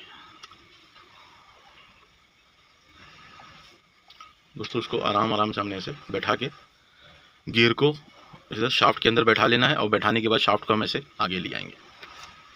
आगे लाने के बाद इस जगह पे हम ऐसे शाफ्ट को रोकेंगे और इसका जो गियर बेल्ट इसको हम ऐसे अंदर की तरफ ऐसे कर देंगे। यहाँ से इसको हमने ऐसे अंदर की तरफ करके और इसके वर्म को लगा लेना। वर्म को हमने इस तरीके से लगाना है, इस तरीके से नहीं लगाना है। तो हम वर्म को इस तरीके से ऐसे यहाँ पे ऐसे बेल्ट के साथ पकड़ के और शाफ्ट को इसके बीच से गुजार देंगे ऐसे। यहाँ पे लाके ऐसे रोक लेंगे। यहाँ पे एक स्प्रिंग लॉक लगेगा, तो ये स्प्रिंग लॉक को भी हम यहाँ पे ऐसे बैठा देंगे। दोस्तों नोक प्लास की मदद से या किसी चीज़ से दबा के आपने इसके स्प्रिंग लॉक को लगा लेना है। तो मैं ये पेचकस से दबाने की कोशिश कर रहा हूँ, थोड़ा सा मुश्किल से बैठता लेकिन बैठ जाता। तो ये स्प्रिंग लॉक हमारा लग गया है, अपनी जगह पे बिल्कुल फिक्स हो गया है। और शाफ्ट को फिर हम यहाँ से ऐसे आगे लेके जाएंगे और ऐसे बिल्कुल एंड में ले आके रोक लेंगे। रोकने के बाद शाफ्ट को हमने ग्रिप पिलास से पकड़ लेना है। दोस्तों शाफ्ट को हमने इस जगह से ऐसे पकड़ लेना है। ये हमने शाफ्ट को पकड़ लिया। अब इधर बैक साइड से हमने इधर स्क्रू लगाना है इधर अंदर से। ये हमारी 4 नंबर की एलकी का स्क्रू और एक वाशर है। इसको एलकी पे हम फंसा लेंगे ऐसे, और फंसाने के बाद इसको हम जगह पे ऐसे यहाँ से ले जाके टाइट कर देंगे। हमने अच्छी तरीके से टाइट कर लेना है, लूज़ नहीं रहने देना।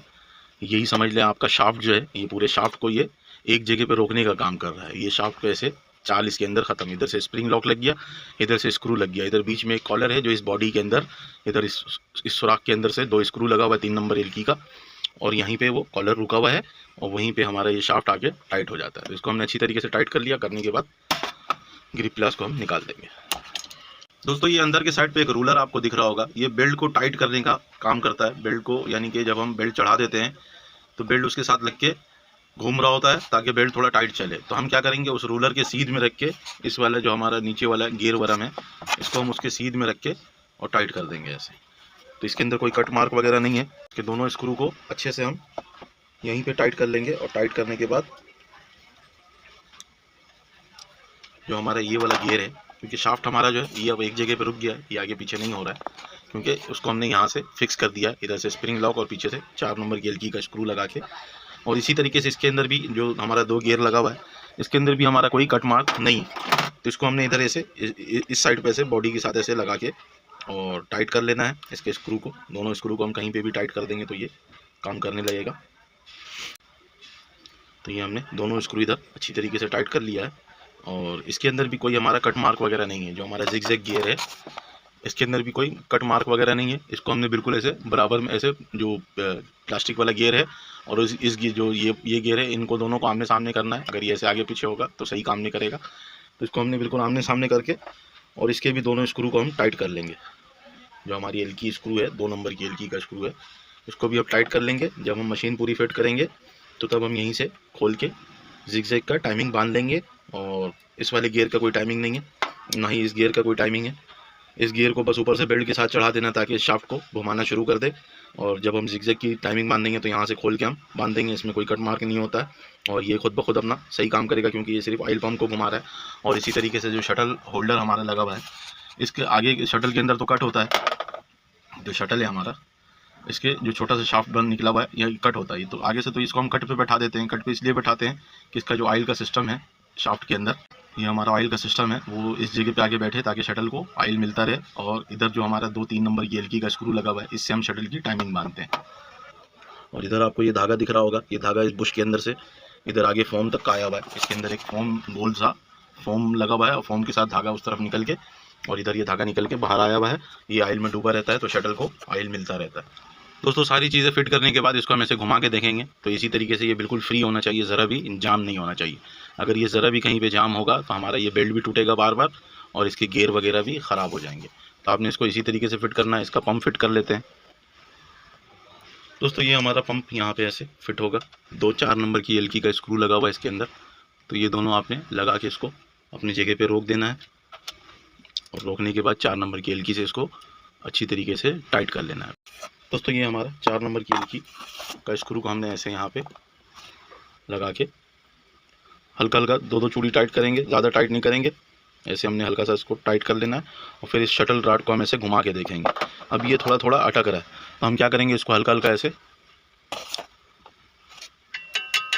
हल्का सा पंप को हम ऐसे चोट मारेंगे और देखेंगे कि इसका अटकना बंद हुआ नहीं हुआ।